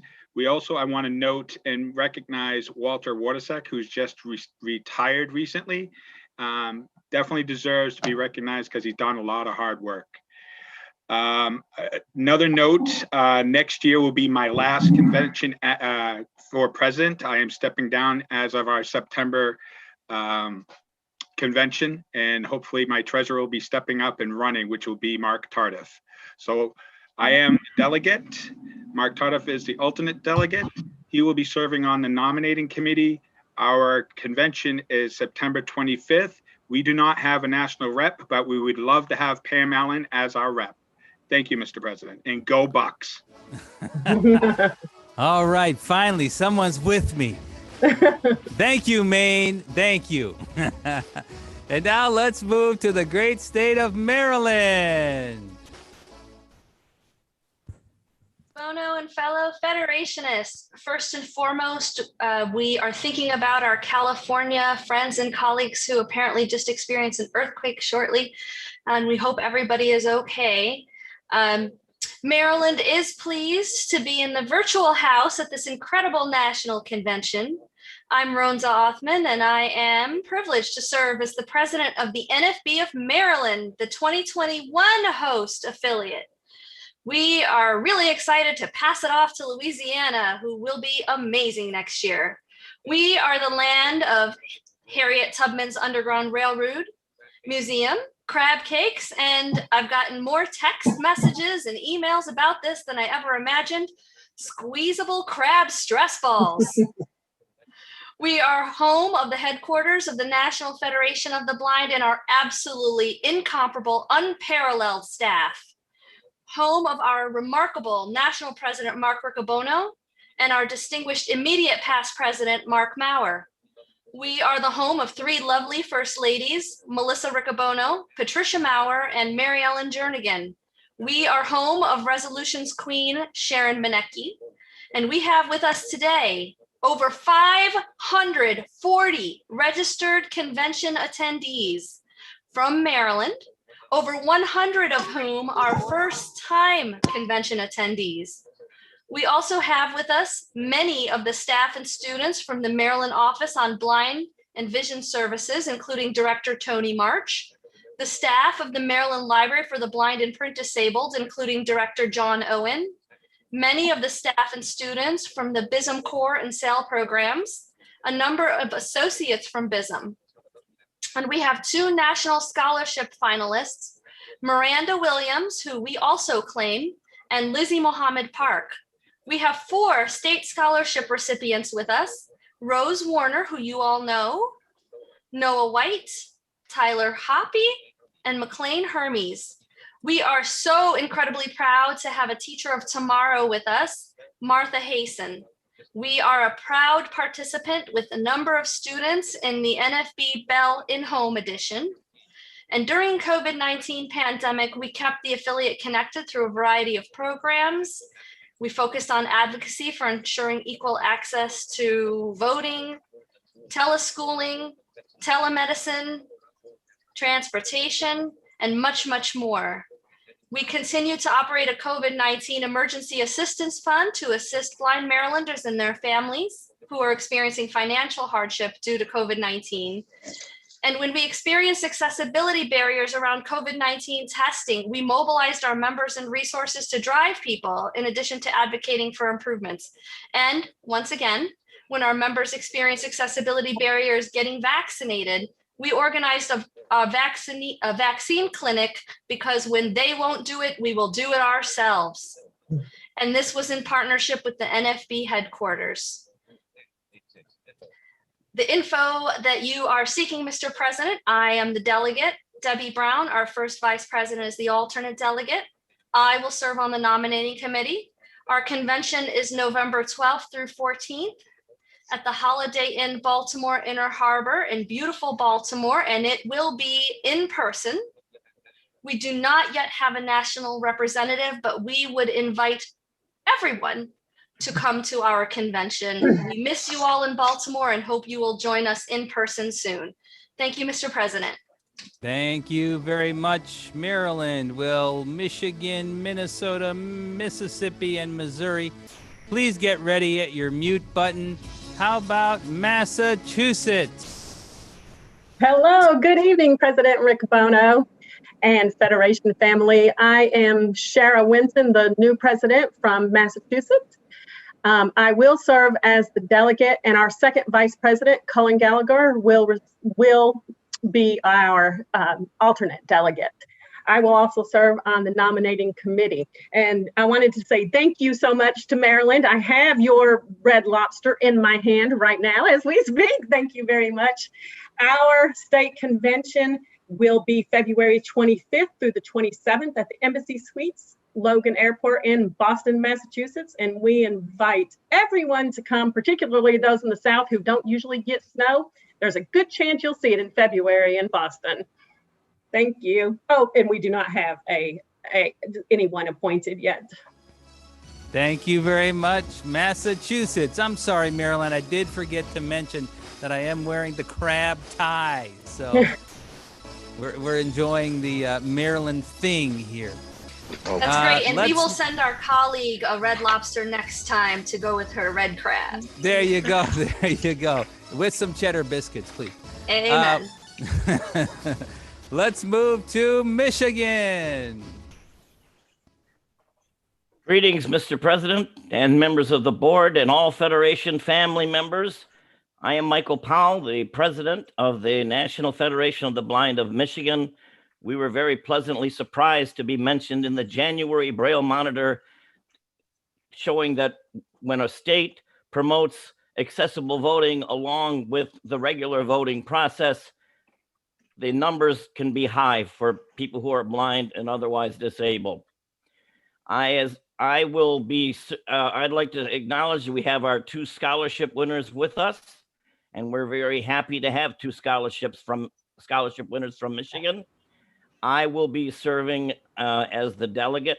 Sabrina Simmons is the alternate delegate, and I will serve on the nominating committee. This year, our convention will be held the weekend of November 5th through the 7th in Grand Rapids, Michigan, and we will be meeting in person and also on Zoom, which means, if we go home for a little while, we can still log in at lunchtime via Zoom. That's all I have, Mr. President, but we do not yet have a national rep assigned.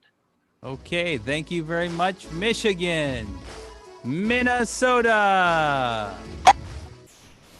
Good evening, fellow Federationists. My name is Ryan Strunk, and I am the president. Hey, look at that.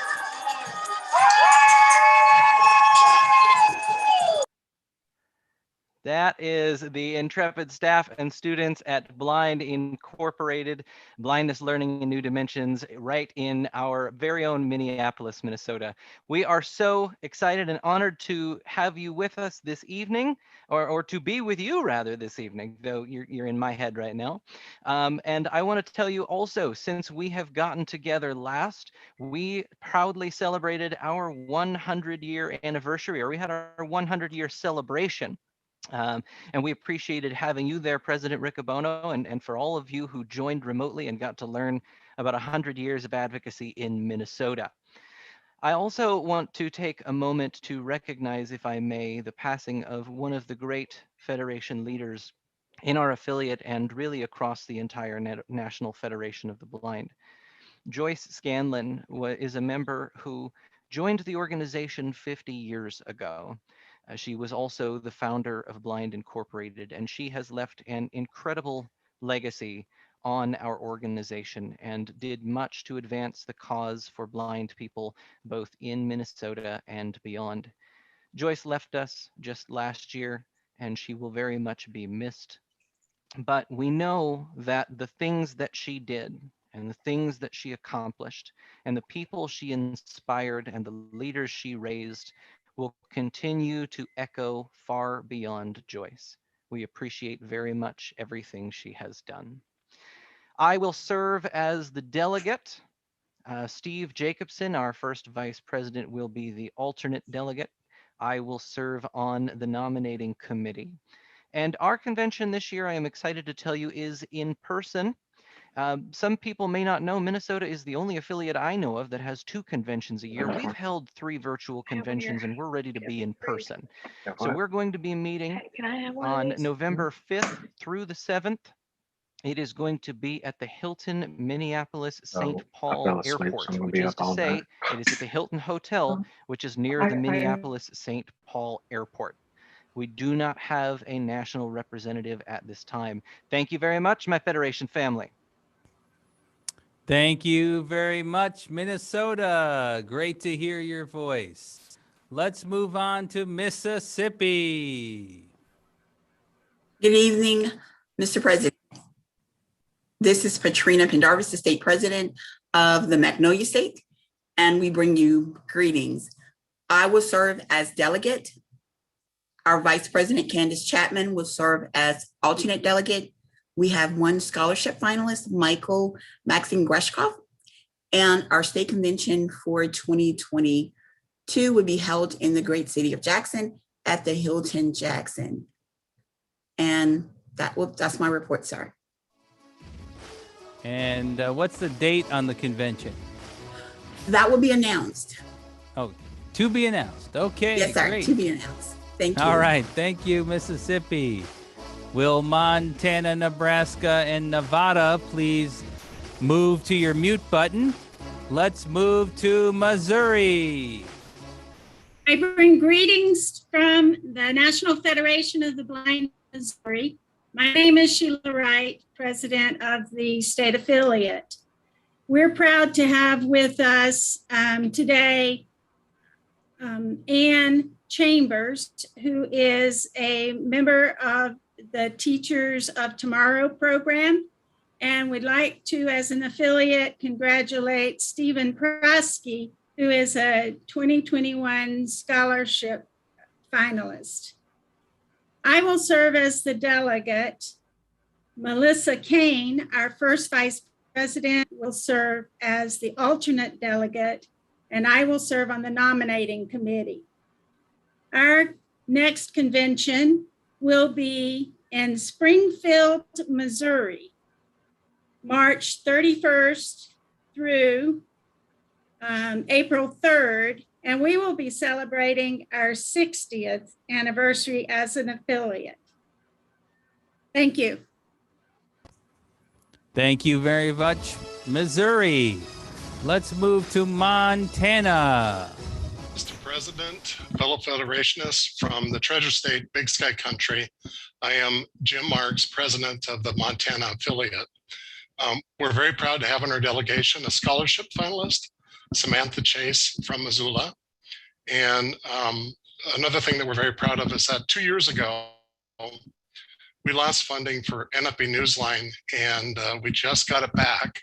And so NFB Newsline service is going to be restored within a few days in Montana. And it turns out, Mr. President, that we Federationists never, ever give up. I will serve as a delegate. Rick James will serve as the alternate delegate. I will serve on the nominating committee, and our convention will be virtual, and it will take place on September 25th. Thank you very much, Montana. I have noticed myself that Federationists don't give up. Let's move to Nebraska. Good evening, my Federation family. It is so good to hear all of your voices, and I cannot wait to be in New Orleans next year, where we can all give each other hugs and high fives and make a large cacophony of noise, especially all those tapping canes. I love it. I can't wait. Looking forward to seeing everybody there. So I bring you greetings. I am very, very excited and really pleased to announce that we had 2 students attend the first Bell session, and they are with us. And so we're really happy to have them in our delegation. We also, as usual, have staff and students from the Nebraska Commission for the Blind and Visually Impaired. And so we're pleased to have them with us as well. My name is Amy Burrish, and it is my honor to serve as the president of the Cornhusker State. I will serve as our delegate. Our first vice president, Jamie Ritchie, will be the alternate delegate. Our convention is October 8 through 10 in Columbus, and it is in person. I'm very happy to tell you, no national representative assigned as of yet. Thank you very much, Nebraska. Will New Hampshire, New Jersey, New Mexico, and New York please get to your mute buttons? We're now going to move to Nevada. Good evening, fellow Federationists. Last time we were all together in Nevada, we kicked off convention with an earthquake. This evening, Nevadans were so excited and jumping up and down. Northern Nevada felt a 5.9 earthquake. Currently in Las Vegas, we are at 113 degrees, and in our northern part of the state in Nevada, we're at 97 degrees. I am serving as the delegate. Mark Tatter, our first vice president, will serve as the alternate delegate. Our state convention will be virtual, where shoes are optional on November 13th and 14th.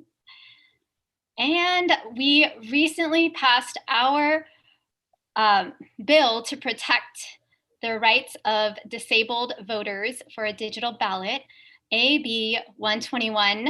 Thank you very much. And I think I forgot to say my name. My name is Terry Rupp. Thank you very much, Nevada. Let's go to New Hampshire. Can you hear me? I can. Welcome, New Hampshire. Thank you, Mr. President. It's a privilege to be here. My name is Deanna O'Brien. I am the affiliate president of the NFB of New Hampshire. This is my first roll call of states, so it's a privilege to be here. I will be the delegate and also serve on the nominating committee. My second vice president, Tony Bonanno, will serve as alternate delegate. Our convention will be held September 25th, 2021. We do not have a national representative assigned as of yet. And I will serve on the nominating committee.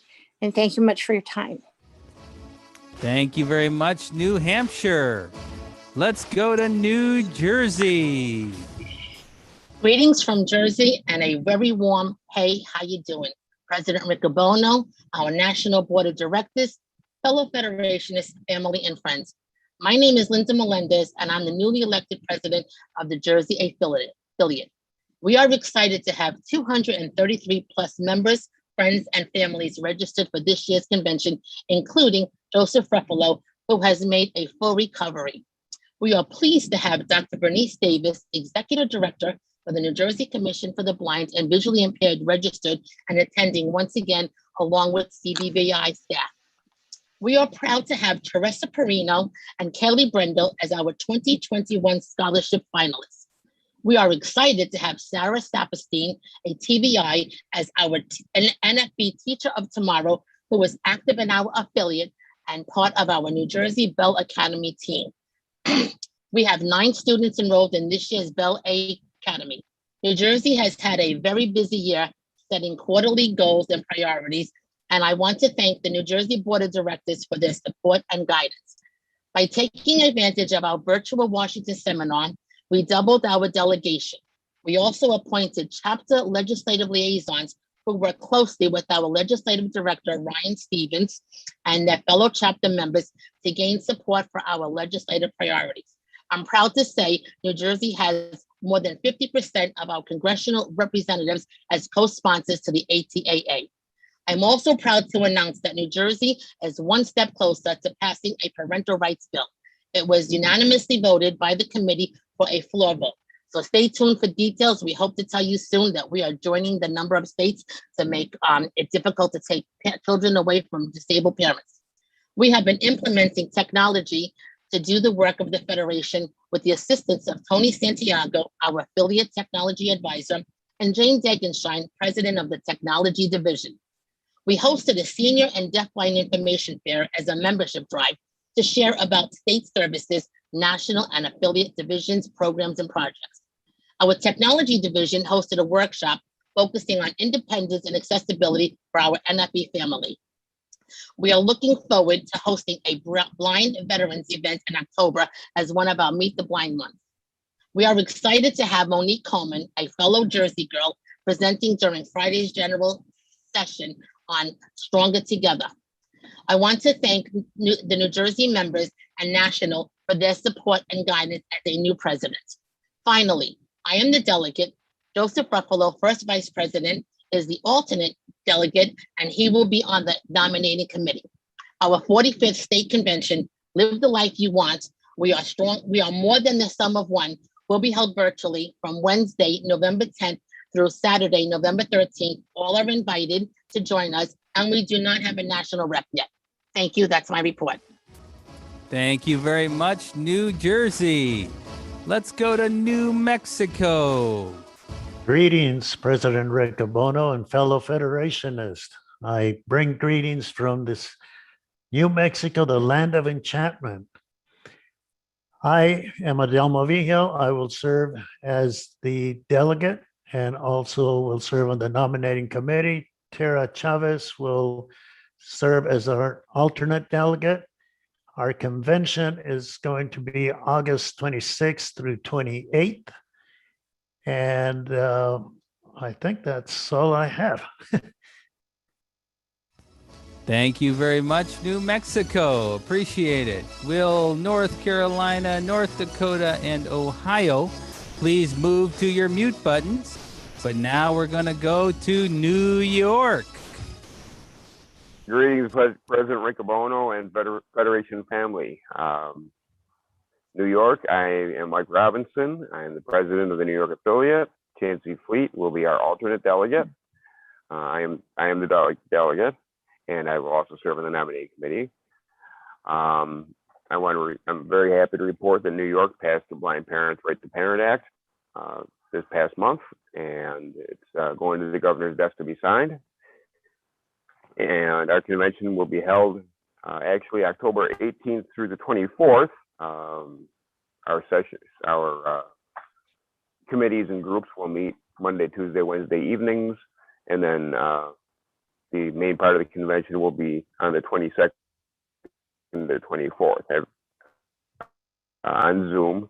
Anybody's welcome to join. We'd love to have everybody join us for that event, and we do not have a national rep at this time. We also very proudly have 3 national scholarship finalists in our delegation, as well as we have 5 kids signed up for the Bell program. So that concludes my report. Thank you very much, New York. Let's go to North Carolina. Good afternoon, President Riccobono. Well, actually, I guess this is good evening by this time. My name is Sharon Weddington. I am the president of the North Carolina affiliate, and I will be serving as delegate. Larry Herring will be our alternate, and I will be serving on the nominating committee. Our convention is going to be in person September 24th, 5th, and 6th. In Winston-Salem, North Carolina at the Hawthorne Inn and Conference Center. We're very, very excited. Most of our members are very excited to be back in person. As someone said earlier, we're just ready to get our Federation family back in one place again. Also, I would like to say that, or just mention that we do not have a national rep yet. One other thing I have to say, a great big huge thank you to all of our board members and our members in North Carolina, because we're one of those states where we have a chapter, huge chapters, 40 plus members with no computers. Many of our members have no computers, and we have survived this last year with the help of Jerry Marino and Marlon Stover. They have taught so many people in North Carolina how to Zoom in, call in, just get the job done the Federation way. Thank you very much. Thank you very much, North Carolina. Let's go to North Dakota. Good evening, President Riccobono. This is Jesse Sherrick, affiliate president. Happy to be with you, Federation family and guests. We've got some exciting things going on in North Dakota. We have our first Bell attendant in a long time this summer. We recently had a previous scholarship recipient, James Yessel, graduated from Blind Incorporated. So we've got Blind Incorporated on our vocational rehab program's radar. We will be hosting our convention October 1st and 2nd.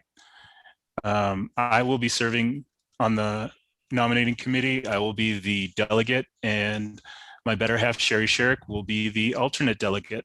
Thank you. The North Dakota, do you have a convention planned? Yeah, October 1st and 2nd. 1st and 2nd. Okay, great. Thank you. Thank you.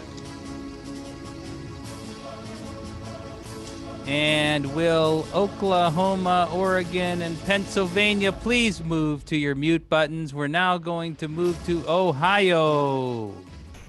Greetings, Mr. President, and good evening to all of the members of the National Federation of the Blind. Mr. President, I'm happy to say that we also have a scholarship winner who happens to be our student division president, also has been appointed by yours truly as a member of the board of directors, and Mr. Kenchuck Teller. I'm very proud of the young man and all of his accomplishment and look for bigger and better things and his active participation in the National Federation of the Blind. I also would like to say that for the first time, we have our parental rights bill moving through our legislation, and we have a companion bill. I believe that this year will be the year that we will get it passed in this great state of Ohio. So look forward to hearing that news when it's passed. Also, I would like to say that our convention will be held in person November the 5th, 6th, and 7th of this year at the Columbus Worthington Hotel right outside of Columbus, Ohio. I will be the delegate. Vice President Turner will be the alternate delegate. And my name is Richard Payne, President of the National Federation of the Blind of Ohio, sir. Thank you very much, Ohio. Let's go to Oklahoma. Yes, sir. I bring greetings to all of our Federation family from the members of the National Federation of the Blind of Oklahoma. My name is Jeannie Massey. I will serve as delegate. Audrey Farnham will serve as alternate. We do have a convention scheduled, sir, that is for October 22nd through the 24th. So if you're on your way to California and you get tired, you can stop and hang out with us. We do not have a national representative, but look forward to who you bring to us, sir. Thank you. Thank you very much, Oklahoma. Oregon. Hello, President Riccobono, members of the Federation family. This is Carla McQuillan coming to you from the great state of Jefferson. Yes, sorry, airplane going overhead. For those of you who do not know the history, in 1941, several counties from Northern California and Southern Oregon got together a petition and a proposal, made their way back to Washington, D.C. on December 6th of 1941, prepared to present to be the state of Jefferson, the 49th state in this United States of America. And then Pearl Harbor happened on the 7th, and we never became a state. Nonetheless, I am here from the great state of Jefferson, and it is great to be here. We'll be spending the banquet night with our Southern Oregon chapter. I am going to serve as the delegate. Kristen Jokums, who is our first vice president, will serve as the alternate delegate, and Kristen will be serving on the nominating committee. Our state convention will be held the weekend of November 12th through the 14th in Cottage Grove, Oregon. And for those of you who don't know where Cottage Grove is, it's just north of the Jefferson County or state line. Thank you, sir. I'll be darned. Thank you very much, Oregon. And will Puerto Rico, Rhode Island, and South Carolina please get to your mute buttons? Now we're going to go to Pennsylvania. Good evening, President Riccobono and Federation family. My name is Lynn Heights, and I have the absolute honor to serve as the president of the NFB of Pennsylvania. The members of Pennsylvania have not let the grass grow under their feet. We've been really busy. We started out by taking a leap of faith and having our convention in 2020 as a hybrid convention. We had 35 people assemble together in Pittsburgh, Pennsylvania, and a number of other individuals were via Zoom. We have developed a podcast that will be done weekly. The podcast is called White Canes Connect. You can find links to it on our website at this time. Eventually, it will be moved over to another podcast streaming service. We have also started a monthly education series for educators, parents, and students regarding technology that can be used in the classroom. And it has been attendance that has been out of sight. We are also putting together some advocacy workshops for our liaisons for each of our chapters and divisions. In addition to that, I am so proud to announce that a few minutes ago, I heard that we have 10 of our 18 members of Congress signed on to HR 431. It is the first time Pennsylvania has had more than half of its congressional representation signed on to any of our legislation. And we are really, really proud of that. We would like to recognize Addison Lemon, a National Scholarship winner this year. We will be having a convention in the fall. It will be November 11th to the 14th in Harrisburg, Pennsylvania at the Crown Plaza Hotel. We will be having a special ceremony for veterans on Thursday evening, November 11th, and look forward to members of the Veterans Division coming to be with us for that ceremony. I will serve as the delegate. Joseph Drenth, the first vice president, will serve as the alternate delegate. I will serve on the nominating committee. Thank you so much, and thank you so much for your leadership, sir. Thank you very much, Pennsylvania, and congratulations. Keep up the great work.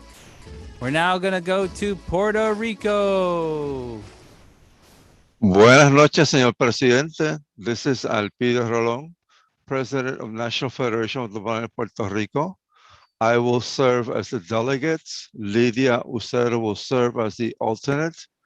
I will serve on the nominating committee, and our convention is scheduled in person for May 28th. Thank you very much. Thank you very much, Puerto Rico. Let's move to Rhode Island. Good evening, Mr. President and fellow Federationists. My name is Grace Pyers. I'm the president of the National Federation of the Blind of Rhode Island. I also would like to say that we're very proud to have Haley Moda as our scholarship winner this year. She also has served as a Bell mentor. So she's moving out to California, so we're going to miss her. I also want to claim Sam Teo Harris as a scholarship winner since he is attending school in Rhode Island. I'm also proud to say that Rhode Island now has a parental rights law. As of last May, the governor signed it into law. And for the first time last election, the 2020 election, Rhode Island had accessible electronic mail ballots. So we are very proud of that as well. I will be serving on the nominating committee. Molly Ferber is our alternate delegate. I am the delegate. Our convention has been scheduled for October 22 and 23. It's going to be anywhere and everywhere.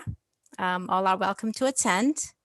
And we do not have a representative assigned yet. That concludes my report. Thank you. Thank you very much, Rhode Island. Let's see, will South Dakota, Tennessee, and Texas move to your mute buttons? We're now going to go to South Carolina. Greetings from the Palmetto State. I'm Jennifer Bazer, president of the National Federation of the Blind of South Carolina, the state that produces 3 times more peaches than Georgia, and just behind California with 10,400 tons. The only state that grows tea, and the sweeter the better in South Carolina. I will be the delegate and serve on the nominating committee. Shannon Cook will be our alternate delegate. We welcome Leslie Borden and Danielle Driscoll participants in the Teachers of Tomorrow program. We will hold our 65th annual state convention hybrid August 20th through the 22nd at the North Charleston Marriott. We are grateful to those affiliates who are attending with us in person, including Florida, Arizona, and some from Pennsylvania. At this time, we do not have a national rep assigned. Thank you. Thank you very much, South Carolina. South Dakota. Welcome, fellow Federationists. This is Mike Clements, President of South Dakota, home of the Rushmore State. I do not have a face on the mountain, even though I'm the President of South Dakota. Okay, I will be serving as the delegate. Our alternate will be our first Vice President, Rich Crawford. I will also be serving on the nominating committee. Our convention will be in person, and it will be at the Rushmore Inn and Suites in Rapid City on April 22nd and 23rd, and it will be in person. It'll be in April, I think I said that. We had our first Bell attendee program this summer. We had one student, and we had James Kenichi and Beth Kenichi. They helped teach the student and work with the student. We do not have a national rep assigned for our convention as of yet. And that is my report from South Dakota. Thank you. Thank you very much, South Dakota. Let's go to Tennessee. Greetings from the three grand divisions of the volunteer state, Tennessee, from the Smoky Mountains in the east to Nashville and the rolling hills in the middle to Memphis and the Memphis Delta in the Mississippi Delta. We're excited to be part of the 2021 National Convention. I got to say this to Scott LaBar in Colorado. Your future president, Jessica Beecham, is a Tennessee girl through and through. We've just loaned her to you for a while. You can take the girl out of Tennessee, but you can't take the Tennessee out of the girl. Tennessee's also home to the winner of the first ever NFB comedy night on Monday night. Yvonne Newbert of our Knoxville chapter was the winner of that competition. Congratulations to Yvonne. And I also have to shout out to our most popular member in our affiliate, HK Derryberry. Happy birthday, HK. I am Terry Smith. I will be serving as the delegate. Jimmy Bain, our vice president, will be serving as the alternate. I will be serving on the nominating committee. Our convention is September 24, 25. It's anywhere and everywhere. We will come back to in person in April of next year. We have no national rep. Thank you. Thank you very much, Tennessee. Utah, Vermont, and Virginia, get to your mute buttons, be ready, but now we're going to Texas. Good evening, Mr. President. It is so hard to be humble when you're the president of the National Federation of the Blind of Texas, home to the 2023 Convention of the National Federation of the Blind, home to 19 proud Bell participants, and 3 Teachers of Tomorrow, Annie Biondi, Rebecca Kirsch, and Dory Senatore. Also home to Zach Thibodeau and Demetria Ober, 2 National Scholarship finalists. And finally, I would say that I will serve as delegate. I'm Norma Crosby, president of the National Federation of the Blind of Texas. And our alternate delegate is our first vice president, Raul Gallegos. I will serve on the nominating committee. Our convention is scheduled for the weekend of November 11th through the 14th. It'll be in person with the option to attend virtually as well. We're planning it in Houston. Hotel negotiations are ongoing. Thank you very much, Texas. Let's go to Utah. Good evening, Mr. President. This is Everett Bacon, president of the NFB of Utah. sitting here wearing my NFB of Maryland scrubs and with my pandemic puppy. I have never been this comfortable on a roll call of states at a national convention before. So pretty amazing stuff. And the NFB of Utah is proud home of the Project Strive program, an awesome mentoring program. We have 8 members of the Bell Academy, Bell Ringers. There are 8 students that are in that program right now. And we also are so excited about our NFB of Utah Hybrid Convention that we just had this past June. Pretty exciting stuff. 209 people that registered for that convention and over 120 people in person. Pretty exciting. I will be the delegate. Mark Turley will serve as the alternate delegate. I will serve on the nominating committee. We don't yet have a spring convention for 2022, but we will definitely have it in the spring, and we'll get more details to you in the future. Thank you, Mr. President. Thank you very much. So last year it was the hare, this year the puppy. Okay, got it.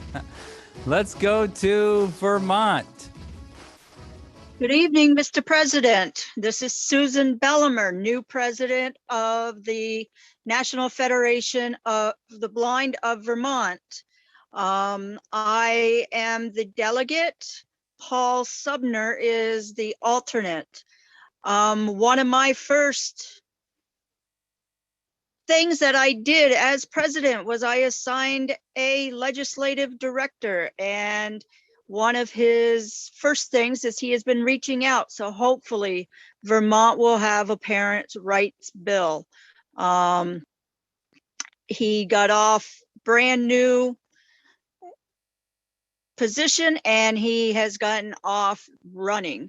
So hopefully we will have news next year on progress with that. He has also reached out to our congressional members. So I am very proud of him doing that. Next year, we hope to have an in-person. Vermont leads the nation with COVID vaccines. 82% of our population is vaccinated. So we hope to have an in-person convention in April with a hybrid option. April 29th and 30th, I believe. The location will be determined. Thank you very much, Vermont, and congratulations. Maryland's right behind you at 75% or so, but good work.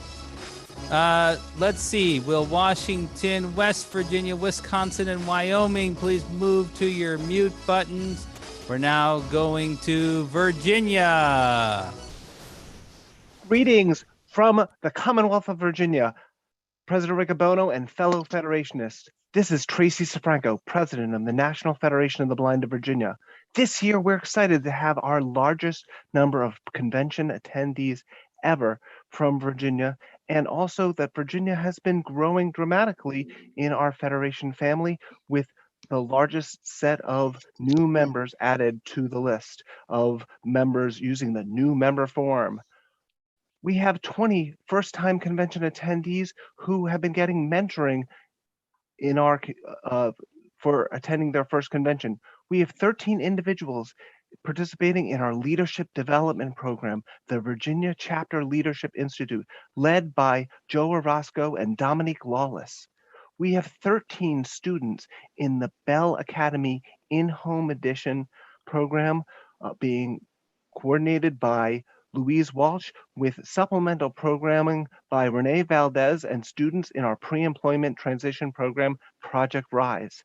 Speaking of Project Rise, this pre-employment transition program, we have 31 active students in the program, with 12 previous and current students participating in their convention this year and registered.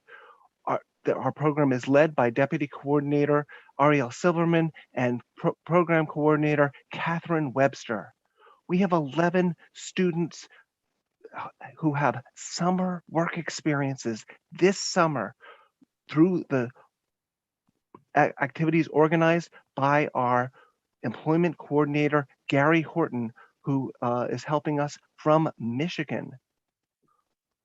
We have, and one of our students in our Project Rise program is new National Association of Blind Students First Vice President, Mausam Mehta. We are pleased so many individuals from our state agency are participating in this year's convention. I, Tracy Franco, will serve as the delegate. Sandy Halverson, our first vice president and chairperson of the Sun Committee, will serve as alternate. I will serve on the nominating committee. And we are now announcing that our state convention will be a hybrid convention with in-person activities occurring October 29th through 31st at the Westin Tyson's Corner in Falls Church, Virginia. And you have not yet assigned a national representative. We look forward to whoever you select for us. President Riccobono. Thank you very much, Virginia. Let's go to Washington. Greetings, President Riccobono and my Federation family. My name is Marcy Carpenter. I proudly and humbly serve as the president of the National Federation of the Blind of Washington. We are celebrating and proud of many things today. First, this is our 40th anniversary since our revitalization in 1981. And we were pleased to have you in attendance at our 40th anniversary celebration. There will be more fun to come at our state convention this fall. Some NFB trivia. Washington is the only state where the first lady of the National Federation of the Blind, Hazel Tenbrook, served on a board of directors. She was on our first board in 1981. We're also very proud that this year the state of Washington fully eliminated the payment of subminimum wages by any entity. And we've actually had a Parents' Bill of Rights since the 1990s. We're very excited to have with us Shannon Donahue and Luke Gandarius, two fine scholarship finalists from Washington State. I will serve as the delegate and will serve on the nominating committee. Jim Portillo is our alternate delegate. Our convention will be in person with a virtual option. It will be the weekend of November 5 through 7 at the Bellevue Hilton in Bellevue, Washington. We have not yet been assigned a national representative. Back to you, sir. Thank you very much, Washington. West Virginia. Hello, thank you, President Riccobono and fellow Federationists. This is Marcus Soulsby coming to you. This being the honor I have of being my first convention as a delegate and a newly elected president of the National Federation of the Blind of West Virginia, and the state from where we are pioneering in digital and accessible voting rights. And we also hail our teacher of tomorrow, Miss Megan Becker, representing Fayette County. We also are making strides in West Virginia with a lot of legislative issues, thanks to our newly elected treasurer and appointed legislative director, Chad Keeney, taking on such issues as dealing with rehabilitation and Randolph Shepherd vending, and a lot of other issues coming our way. Mr. President, I would like to inform you that I am, as I stated, the delegate for this convention. Our first Vice President, Ed McDonald, will be our alternate delegate. I will be happy to serve on the nominating committee. Our state convention will be held Saturday, September 25th, anywhere and everywhere, as it is virtual. And Mr. President, we do not yet at this time have a national representative assigned. Thank you. Thank you very much, West Virginia. Wisconsin.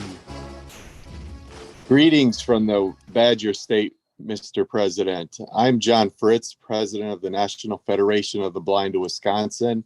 where bucks are mighty, especially those that are particularly corn-fed. And we are looking forward to meeting in person again next year in New Orleans. I will be serving as delegate.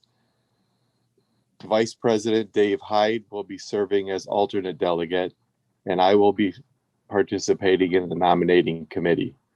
We will be having our convention next spring, and we do not have a rep assigned yet. Thank you for your leadership, Mr. President. Thank you very much, Wisconsin. Wyoming.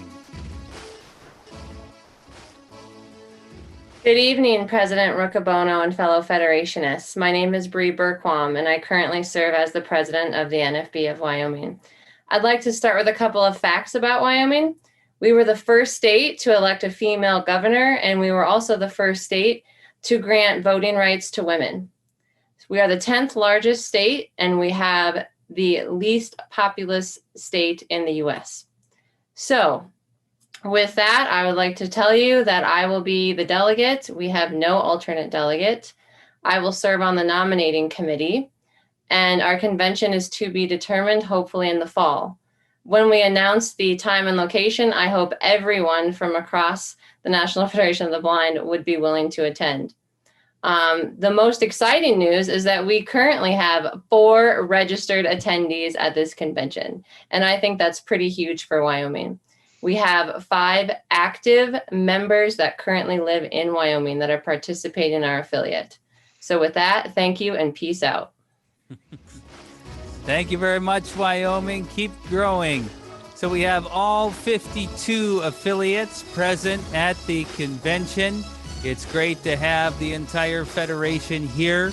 With all 52 spots on the nominating committee appointed by the affiliates, I'd like to announce that Pam Allen of Louisiana will serve as chair of the nominating committee, and the nominating committee will be meeting tomorrow, and those delegates who have been assigned to the committee will be getting an email with the link to the nominating committee Zoom meeting. So all 52 affiliates present. I think that deserves a door prize.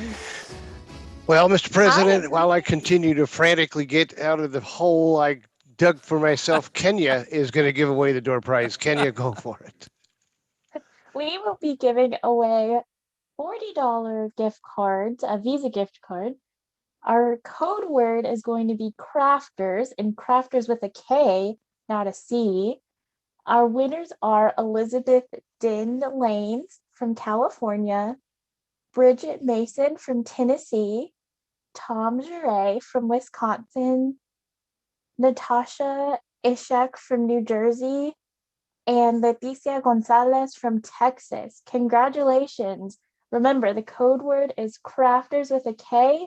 Please raise your hand using the Zoom feature or email prize@nfb.org within 10 minutes. Thank you very much to the door prize team. We really appreciate it.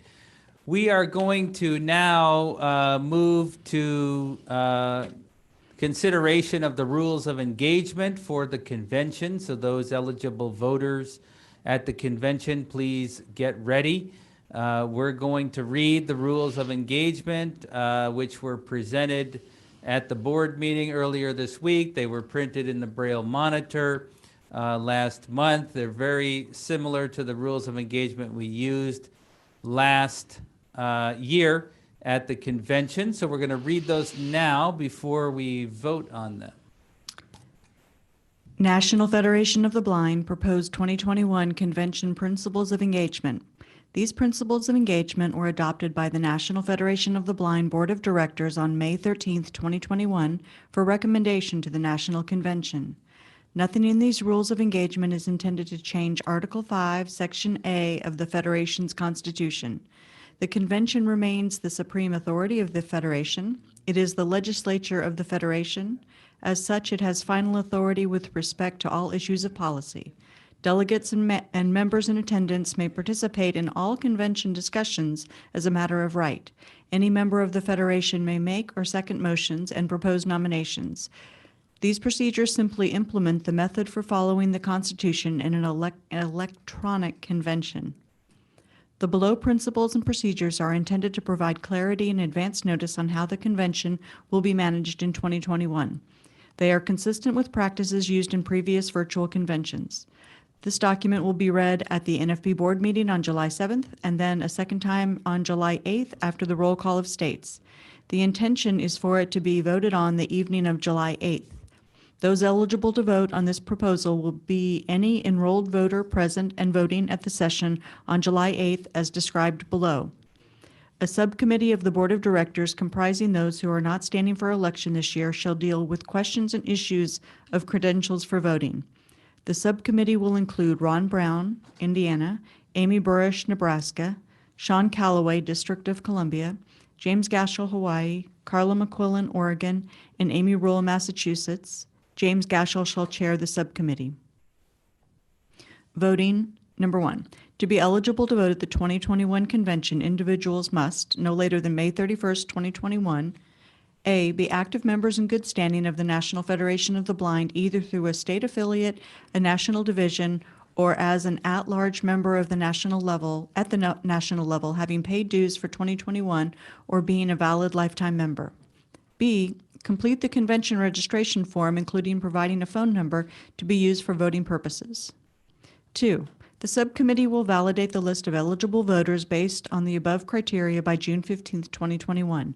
The vetting process will include verification that the individual was a member in good standing prior to June 1, 2021, according to the National Membership Database. Any individuals who register to vote through the convention registration but are not listed as active members will be contacted via email and offered an opportunity to provide proof of membership. In addition, the Federation affiliate in their state will be contacted. If no email is given at the time of registration, the phone number provided for voting purposes will be used to communicate. The final list of eligible voters for the 2021 convention will be considered final on June 15, 2021. No exceptions will be made for members who fail to register for the convention by May 31, 2021. 3. All individuals who are members in good standing in 2021, registered for the convention, and provided a valid phone number for voting purposes will constitute the pool of convention voters. 4. All voting will be done via phone. 5. Any matter must receive a simple majority of the votes cast by the convention voters present and voting in order to be affirmed. 6. Present and voting will mean the subset of convention voters who actually cast a vote on a given question. Thus, voters who are indifferent to a matter cannot block its consideration by the convention by choosing not to cast a vote. 7. All votes will be allocated 2 minutes for vote time. 8. After 2 minutes, if the outcome to the question under consideration is unclear, the chair will poll the delegates by voice vote for a definite outcome. 9. If voting indicates 75% support for or against a question prior to the 2-minute period elapsing, the chair may elect to move to the next order of business. 10. An opportunity to practice voting will be offered in the convention on a question that has no impact on the policy of the organization. Motions and nominations from the floor. 1. Only delegates will be able to make motions, second motions, and nominate candidates from the floor during the convention. 2. Should a member of a delegation wish to make a motion or nominate a member for election by the convention, their delegate must bring it forward on their behalf. 3. A member may petition another delegate to support their motion, especially if the delegate from their own state will not support the motion. Resolutions. Number 1. Resolutions to be presented to the convention must proceed through the Resolutions Committee process as usual. 2. Resolutions being recommended to the convention by the committee will be posted to the web at www.nfb.org/resolutions by 8 p.m. Eastern or 3 hours after the committee meeting, whichever is later, on July 7, 2021. 3. Affiliate delegations will be encouraged to discuss resolutions during their state caucus on July 9th. 4. Those wishing to speak for or against a resolution on the floor of the convention must submit their interest in doing so by sending an email to resolutions@nfb.org by 5:30 p.m. on July 9th. The email must contain the individual's full name, state affiliate, number of the resolution they wish to discuss, whether they are for or against the resolution, and a phone number where they can be reached in case there is an issue with the Zoom platform. 5, reminders will be given at each of the general sessions prior to the deadline regarding the above process. 6, in determining the amount of debate a resolution requires, the chair may use the Zoom polling option to get a sense of the crowd. Ask the delegates for their feeling on cutting off debate or engage some other strategy outside of the voting system to gauge the sense of the convention. That's the end. There you go. So this board resolution is offered to the convention as a motion. Is there a delegate that would like to second the adoption of the principles of engagement? Second, Second from, who was that? Crosby. Hey, Crosby. Okay. So is there any discussion amongst the delegates about the principles of engagement? Okay, hearing none, we will move to a vote. Now, before we vote, I want to remind everybody that you have to be an eligible voter, and you would have had to register, and you want to use the number 667-206-6677. Now, keep in mind that if you participated in the vote earlier this week, you likely received a confirmation text in return from a different phone number. So don't vote replying to that confirmation text, because it will go to the wrong phone number. So you need to send your vote to 667-206-6677. 1, to accept the rules of engagement, 2, to decline. And you can vote now. The voting is open, and we're going to have a fit break while people vote. Hey everybody, we're back with a fit break, and I've got Julie Deaton, director of the Colorado Center for the Blind. Hey Julie. Hi everybody, I'm so excited to be with you today. Now I know at the Colorado Center for the Blind, we take charge with confidence. We do take charge with confidence, and we get out there and we travel. We like to move around a lot. Traveling always makes me think of Tap That. I think we should do a Tap That fit break. So everybody get up, grab your white cane, and tap that cane. Tap that cane. Tap that cane. You can go get a drink of water, take a little walk outside, or whatever you want. They said they would send me a brand new free Here we go. white Up cane. in the chairs, move around, swing your arms, and tap, tap, tap. Started to tap it, tap that free white cane.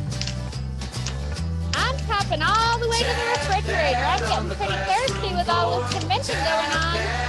I'm tapping down my hallway. And next I'm going to tap right outside. Get outside on your break. You gotta tap that free We got some beautiful Colorado sunshine going on around here. Oh, we do. when you're getting on a plane. I'm tapping to the kitchen, and I'm going to get a healthy snack. Sounds good. You gotta tap that. You gotta tap that. Free Ooh, I think I might have an apple. free white cane. Free white cane. Just remember, tap, tap, tap. Swing those arms. Thanks. Thanks so much, you guys. Okay, thank you to Sports and Rec and to the Colorado Center for the Blind for that fit break. I'm just waiting for the results here to come in on the voting. And looks like the results of the voting were 493 for the motion and 4 against. So the motion carries. We will adopt these rules of engagement for the convention, or we have adopted them, I should say. So thank you very much to the convention for that. Now, we do have one other item of business this evening. Well, actually 2, because we'll have more door prizes. But I recently had an opportunity to sit down to talk about leadership and the work of the National Federation of the Blind and the common bonds that we share with the transformational change that happens in civil rights. Had the opportunity to sit down with our local representative here in Maryland, Representative Mfume, who has known the Federation now for a long time. He wasn't able to be with us in person, but we did film this interview just a few days ago. So let's roll the interview with Congressman Mfume. It's my pleasure to close the opening ceremonies of this 2021 virtual convention hosted by our Maryland affiliate by introducing a man who has represented the people of Baltimore City and in one capacity or another, going back to 1978 when the Federation first made Baltimore its home for our national headquarters here. In 1978, Mr. Mfume was elected to the Baltimore City Council, where he began fighting against policies that left out one or another significant segment of the city's citizens. In 1986, he was elected to represent Maryland's 7th congressional district in the United States House of Representatives. He was reelected 4 times until he decided to take on another challenge. In February 1996, Congressman Mfume left his seat in the House to accept the presidency of the NAACP, stating at that time he believed that he could do more to impact American civil rights from his seat at the NAACP than he could in Congress, and he served that organization for 8 years. On November 4, 2019, Mr. Mfume announced his candidacy for the special election for his previous seat in Congress, which became vacant after the untimely death of Congressman Elijah Cummings. And Federation members will remember that Congressman Cummings was a strong supporter of the Federation as well and appeared at our convention in 1986. Congressman Mfume has the distinction of having been elected twice in 2020, winning the special election, electing him to Congress in the spring, and then winning re-election in the fall. In Congress, he serves on a number of important committees, including the Committee on Oversight and Government Reform, the Committee on Small Business, where he is the vice chair, and the United States House Committee on Education and Labor. We are proud that he represents Baltimore and equally as important, the values that we share in our movement regarding equal treatment under the law and within society. Congressman, thank you very much for being with us today. Well, Mark, thank you very much for that very kind and overly gracious introduction. I do appreciate it. I appreciate more even the fact that I can be joining the convention, talking with so many people about issues that I'd like to believe that we all share the same outlooks on and the same beliefs about. My tenure in office really goes back. So when you said 1979, I remember that election, and I remember my introduction to people who were part of the Federation. And I got a different perspective then that has never left me. And I've tried to always think of it as the perspective of blind people and the challenges that affect blind people. I know that the Federation believes strongly that blindness does not define you, and nor should it ever define anybody at all, and that you work to raise the expectations of blind people across America to believe, rightly so, that they can achieve anything, absolutely anything, if they have the determination. And the National Federation of the Blind provides the capacity for that. I really, really appreciate it. I am not here to sing any songs about myself, but to talk to you as someone who for many, many years in public office and in other offices has worked to advocate on behalf of blind people in our country. And so whether it's been issues of access and by the way, the second bill that I introduced when I got here was the National Technology Act that would provide a way for blind people to be able to access technology and the changing technology and to be able to deduct that so that it would be a write-off. I don't think there ought to be any impairment or any impediments that prevents people, in this case, blind people, from achieving their dream. And so it is difficult sometimes for government and for government officials to see every aspect of the people that are part of this nation.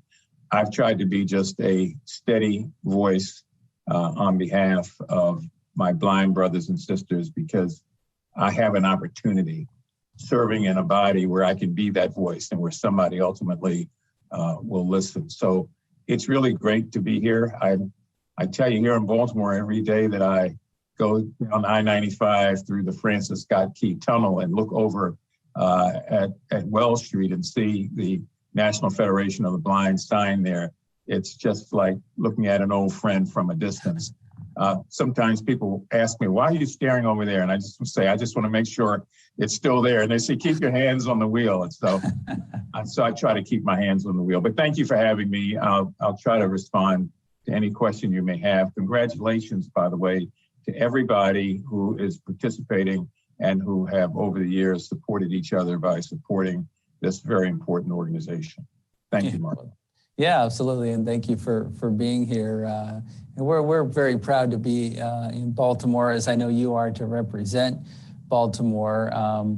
And the connection between our organization and you runs way back, as we've indicated, and you had the opportunity to encounter one of our great civil rights leaders, Dr. Kenneth Jernigan, who helped to found our headquarters here in Baltimore. I wonder if you have any reflections on, any experiences that you had with Kenneth Jernigan as another fellow civil rights leader. Well, Ken was a great storyteller, and I kind of sat at his feet when we were having meetings, literally, just to listen to the perspectives that he would offer, and they would always be different perspectives, things that people had not talked about. And I particularly like hearing him talk about his own struggles, but more importantly, his own victories. He was a true and dedicated leader in every sense of the word. And I think about him periodically, and I know that his sense, his spirit, his essence is still deeply woven in the organization and its beliefs. And if I might go so far to say that even his spirit continues to be a part of the Federation. So thanks for bringing his name up. That goes back a way, but that was just another way that I became further aware of the issues that oftentimes people don't think about, because you've got to talk to a blind person to hear those issues. If you're not talking to blind people, you won't know what's on their mind. And I don't profess to be the only one that does it, but I do know that's the best way to find out the issues that are affecting so many people. Yeah, it's always great to encounter folks that did spend time with Dr. Jernigan. I did not have that opportunity. I was only around in the organization a very short time before he passed away. So I'm always love hearing from folks that had that firsthand experience. So I guess before we talk about Congress, which is an interesting topic, I do want to talk about the time when you left Congress to join the NAACP. The National Federation of the Blind is working on addressing the intersection of blindness and other marginalized characteristics. Given your lifelong commitment to civil rights, I'm wondering if you can comment on how our movement specifically can get the capacities of blind people discussed more within other civil rights movements, and then similarly, what might we do to address issues of intersectionality within the organized blind movement? Well, it's a very good question, and I'll try to do my best to answer it. Just a bit of background. After having served for 9 years in the Congress, I felt that I could do more outside of the Congress because of the way it had shifted and had become much different from when I entered it. And so in those last 2 years, I felt that I needed to find a way to do more.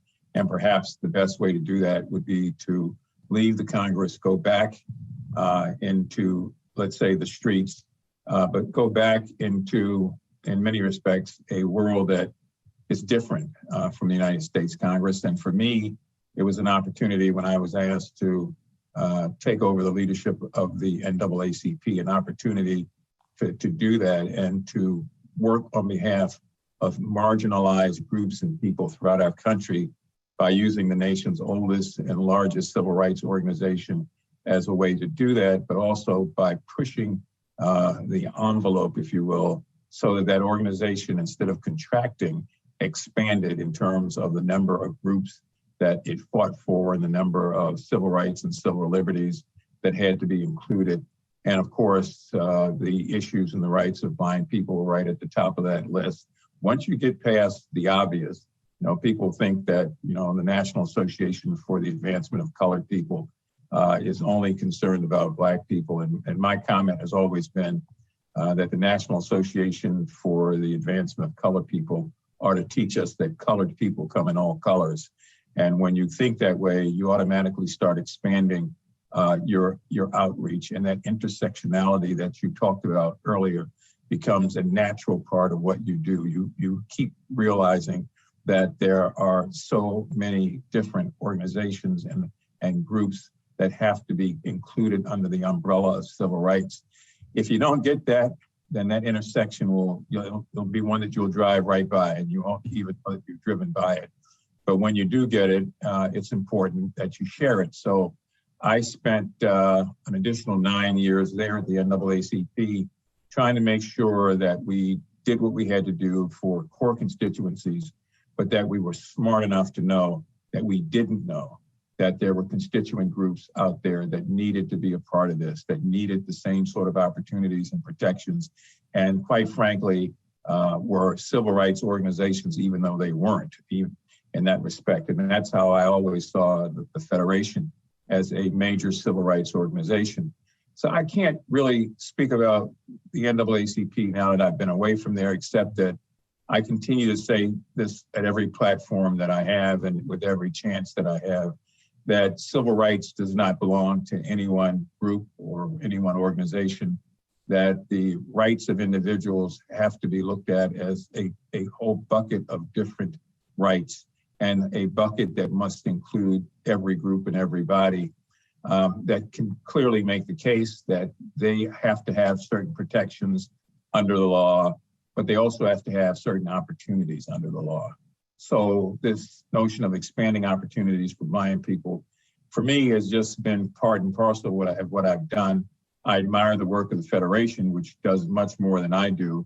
But I also know that in expanding opportunities and increasing accessibility and understanding that civil rights does not belong to any one group, when we do that, we build a broader coalition. And it's through those coalitions, quite obviously, that we make change. So we always have to stop at the intersection of civil rights, human rights, and decency. When we stop on that corner, we realize, like a lot of people do, that you cannot overlook blind people in that process, and that those same rights and protections that you are fighting for have to be afforded all people.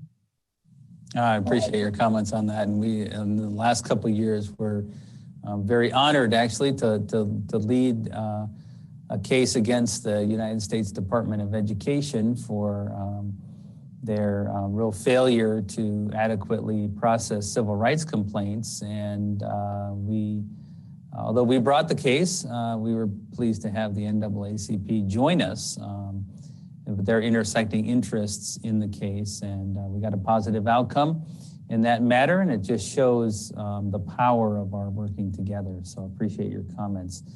All right, so let's come back to Congress and get your notions on a few things. Chairman of the House Committee on Education and Labor, Bobby Scott, has introduced the Transformation to Competitive Integrated Employment Act. This bill would eliminate the payment of sub-minimum wages to people with disabilities.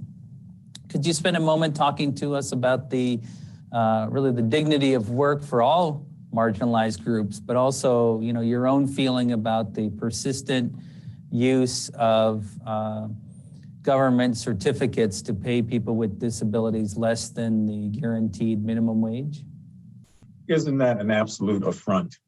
I mean, you wonder how could this in 2021 in the United States of America just be looked at as a regular way of doing business? It is an affront to blind people, and it is an affront to persons like myself who are not blind, who recognize that you cannot marginalize and minimize people and expect to maximize the kind of output that they have, that you can't maximize their potential by minimizing them in other ways. Bobby Scott is a dear friend. He's the chairman and my chairman of the committee. And I'm glad that he has decided to do this. I'm almost a little sad, though, that a member of Congress or Congress itself has got to initiate something that clearly says that you're treating one group unfairly. So I feel strongly about that. This sub-minimum wage and these certificates and all these other things are things that we wouldn't do with anybody else. I mean, let's face it, any other group, if we did this to, we'd be afraid that there's going to be a backlash. And quite frankly, the government ought to be afraid that there's going to be a backlash about this now that it's coming to light as a result of this bill, discussions like this, and organizations around the country that are saying, oh no, I didn't know that. That can't be true and it can't be happening. But it is, unfortunately, the way that sort of business is being done. I support Bobby on that. I should say Chairman Scott. And I'm hoping that we get not only a swift hearing, but a good hearing that we can bring in representatives from organizations like the Federation and others who've done the work and who've toiled the field for many, many years to give credibility to why it ought to be passed. And I'm hoping that once those hearings start, I'll be there, of course, but I hope that the Federation is there also, making the kind of statements and the points that people need to hear, that quite frankly, I think will open the eyes of many members of Congress that have not focused on this at all.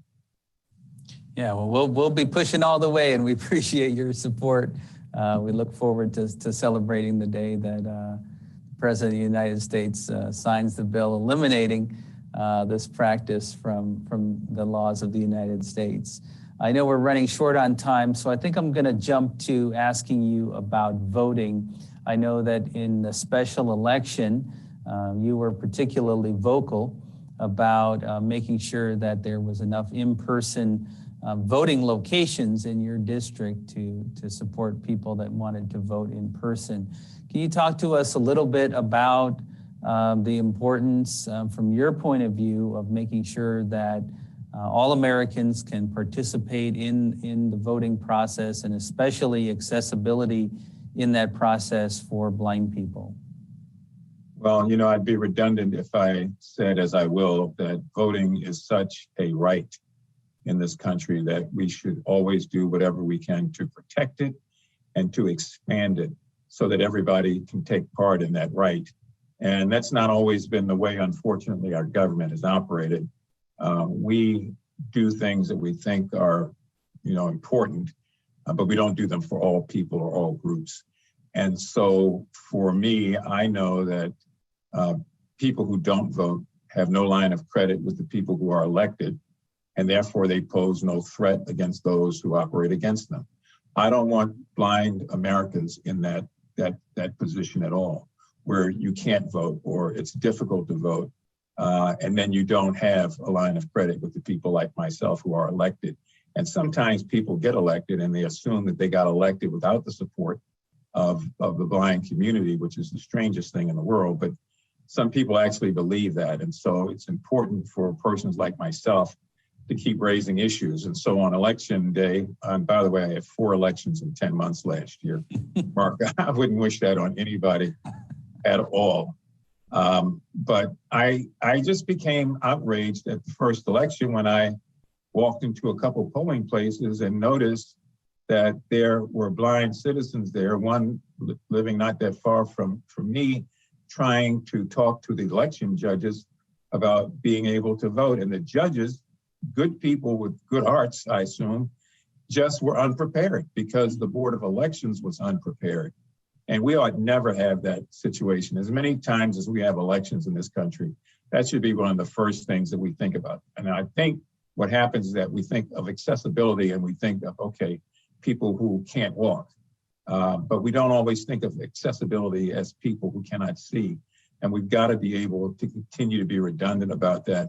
So yeah, I raised a little, you know what, during the election on election day and thereafter, because I didn't think it was fair. And so they changed their practice in many ways, at least in the 7th Congressional District with respect to accessibility for blind persons, so that they're able to be able to vote just like anyone else, and to be able to do that in a way that they don't have to beg election judges or point out to election officials that they are who they say they are, or they know how to be able to vote. Some of the machines have been changed, at least in the 2nd, 3rd, and 4th elections last year, to be able to accommodate blind individuals in our community and voters. And so unless we talk about that, I don't think it's going to change. But it just, boy, gotta watch my wording here. It ticks me off. How's that? When I see that, it's just an inherent reaction from me every time, because I've worked so long, and I can see Ken on my shoulders now saying, we can't have this, we can't have this. So as long as his spirit is with me, I'm going to continue to make sure I raise those points. Yeah, I love it. 2 more quick questions, and one does relate to voting, and that is, there are blind people out there who are thinking, wow, this, it would be great to be able to serve in the United States Congress, but I'm a blind person. There aren't any blind people in Congress. What would you say to an aspiring blind person that is really interested in public service, but of course doesn't see anybody like them in the Congress today? What would you say to encourage them to get in the mix of public service and running for office? Well, the first thing I'd say is that there are many glass ceilings out there, and this is one of them. And it's about time that it gets broken. There have been instances of blind people running for office. We don't have any elected to the United States Congress, but that shouldn't thwart anybody's efforts. I just believe that whether you're running for the city council or the school board or the mayor or a state delegate or representative from the state or from the federal government, that the first thing to do is to put the first step forward. And then, others will follow, or believe at least, that nothing should limit them or their capacity. I always said it's not how you start in life that counts, it's how you finish. And in this case, it doesn't matter that you are blind. What matters is that you make the effort and that you make the case and finish the race. And as sure as I'm talking to you, Mark, somebody will come back and look at these words, hopefully not many years from now, but soon, and say, that was right, because we've elected a blind person to this office or one to that office. And all you have to do is do it the first time. It's like any other kind of wall. It'll come tumbling down. And it's one of the last walls in this society that I think we're burdened with. And I'd love for that wall to come down and that glass ceiling to be cracked. But we need good candidates. And if you feel like you are believing so deeply in issues, and if it's in your heart to do it, it's not easy. And it probably is harder for a blind person, but I would encourage everybody that feels that way to make the case. Otherwise, we'll continue to have people in office who really don't care for sometimes, or who have so much money that they practically buy the office. And that idea of electing a blind person will be something that they never even conceive of. So we just got to try, just got to make sure that candidates are formed in every state, and that you challenge not just the issues, but challenge the people, the constituents, to look at you as they would look at themselves, that they do not see a disability, that they're listening to what you say, that they're listening to your heart and your passion. And you'll gather votes. And eventually, again, that wall will crumble and that glass ceiling will come down. But I would strongly encourage anyone who's considering that to by all means do it.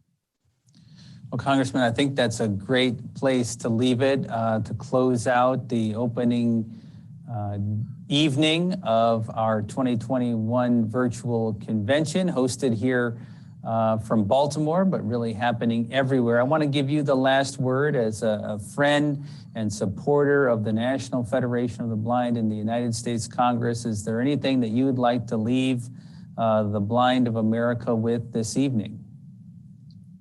Well, I believe that sometimes our biggest burdens are the ones that we refuse to let go of.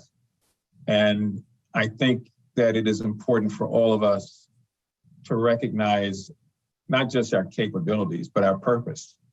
And I would dare say, not being a blind person, that it strikes me that the purpose of anyone who happens to be blind is to make life better for the rest of us, to make life easier for other blind people who are coming behind you, some of whom have yet to be born, and to make sure that when people, sighted people, look back through the telescope of time, that they see all the great efforts that the blind community has put forward and all the great changes that have been made because of the impact of a coalition of people all across the country who believe that their purpose in life is to really change things and to make it better, particularly for blind people, but for our nation. That's what we really need. It's a noble purpose, and it's one that you just can't make up. It's got to be in your heart, and I know it's in the heart of so many, and I know it's in the heart of the Federation, because I've watched your work since day one, and I'm just happy to be counted among those who you consider to be an ally, particularly now in the United States Congress. And I will pledge, as I did in 1979, when I met Ken, that I will do all that I can. And when I can't do something, I will let you know. And then I will ask you to push me harder to make sure that we find a way to get it done by bringing people together around causes and issues that speak to civil rights, civil liberty, and human dignity for everybody in this country. Thank you, Mark. Yeah, thank you, Congressman. Thank you for being here. And, anytime you're coming through the tunnel and you feel compelled to hit the exit and pull up to Wells Street, come on in. We'll give you a cup of coffee and we'll share some stories. Thank you for your leadership and thank you for your time. It's a pleasure. Thank you, sir. My best to all of you. Okay, there you go. It's because of the work of members of this organization that we can have influence and relationships with influential members of the community, and it was really great to share a little bit of Dr. Jernigan's spirit with the Congressman in getting him to reflect on his experiences with Dr. Jernigan in the early part of the 1980s and into the 1990s. Before we have a door prize and adjourn this evening, I want to say that we've taken on a big task. John Berggren told us yesterday we have 185 plus meetings at this convention, and we have an open convention. It means people can come and go as they please. We're doing our best to make sure that we keep our Zoom environment as welcoming and as safe as possible from Zoom bombers. I do regret that we've had a couple haters who have disrupted some of our meetings, including our LGBTQ meeting yesterday and the Louisiana Center meeting today. We believe in love, not hate, in this organization. And we believe in togetherness in this organization. And so I encourage all of you who are participating in meetings, when you see hear something coming across that's not right, feel free to shut it down. We take very seriously what we say in our code of conduct, in our diversity statement, and it's unfortunate that in doing the work of the organized blind movement and this wonderful achievements that we're trying to push forward in a very positive way, that there are people that want to disrupt our work by spreading hate. I wish it wasn't that way, but what I do have a lot of hope and faith about is that this organization is different and the people in this organization are different. So I want to encourage us to stay strong, stay together, and our Zoom hosts will keep kicking people out when they cause problem and when they post stuff in the chat that's just not appropriate. We're not here to play. We're here to get some work done for blind people. And as the Congressman has charged us with, to push harder. So I just wanted to say that, and I am sorry for those who have been impacted by some unfortunate Zoom bombers who aren't part of this organization coming into our meetings. So let's go forward in a positive way over the next couple of days as we close out the convention. Door prize team, you want to close us out? Sure do. I'm going to redeem myself. And by the way, thank you to all of you who have done so much work this week as well so far. We'll make this the positive way to do it. The final group of door prizes this evening are going to be $50 Visa gift cards. And the code that you will use to send an email to prize@nfb.org is White Cane. I think we can remember that. White Cane is the code word that you'd use if you can't use the raise your hand feature in Zoom. Now, the 5 winners right now are Chris LaRue from Nevada. That's Christopher LaRue from Nevada. Johanna Backen from New Jersey. Quintella Ferguson from Alabama. Ann Casey from Ohio. And Lydia Ucero from Puerto Rico. So congratulations to all of you. You got 10 minutes to either raise your hand or send a message to prize@nfb.org with the code word and your name, and they'll verify it with you. Thank you, Mr. President. Thank you, Bennett, and to our door prize team. We will now stand adjourned until 2 p.m. convention time tomorrow, when we will kick off with the presidential report. Good night, Federation.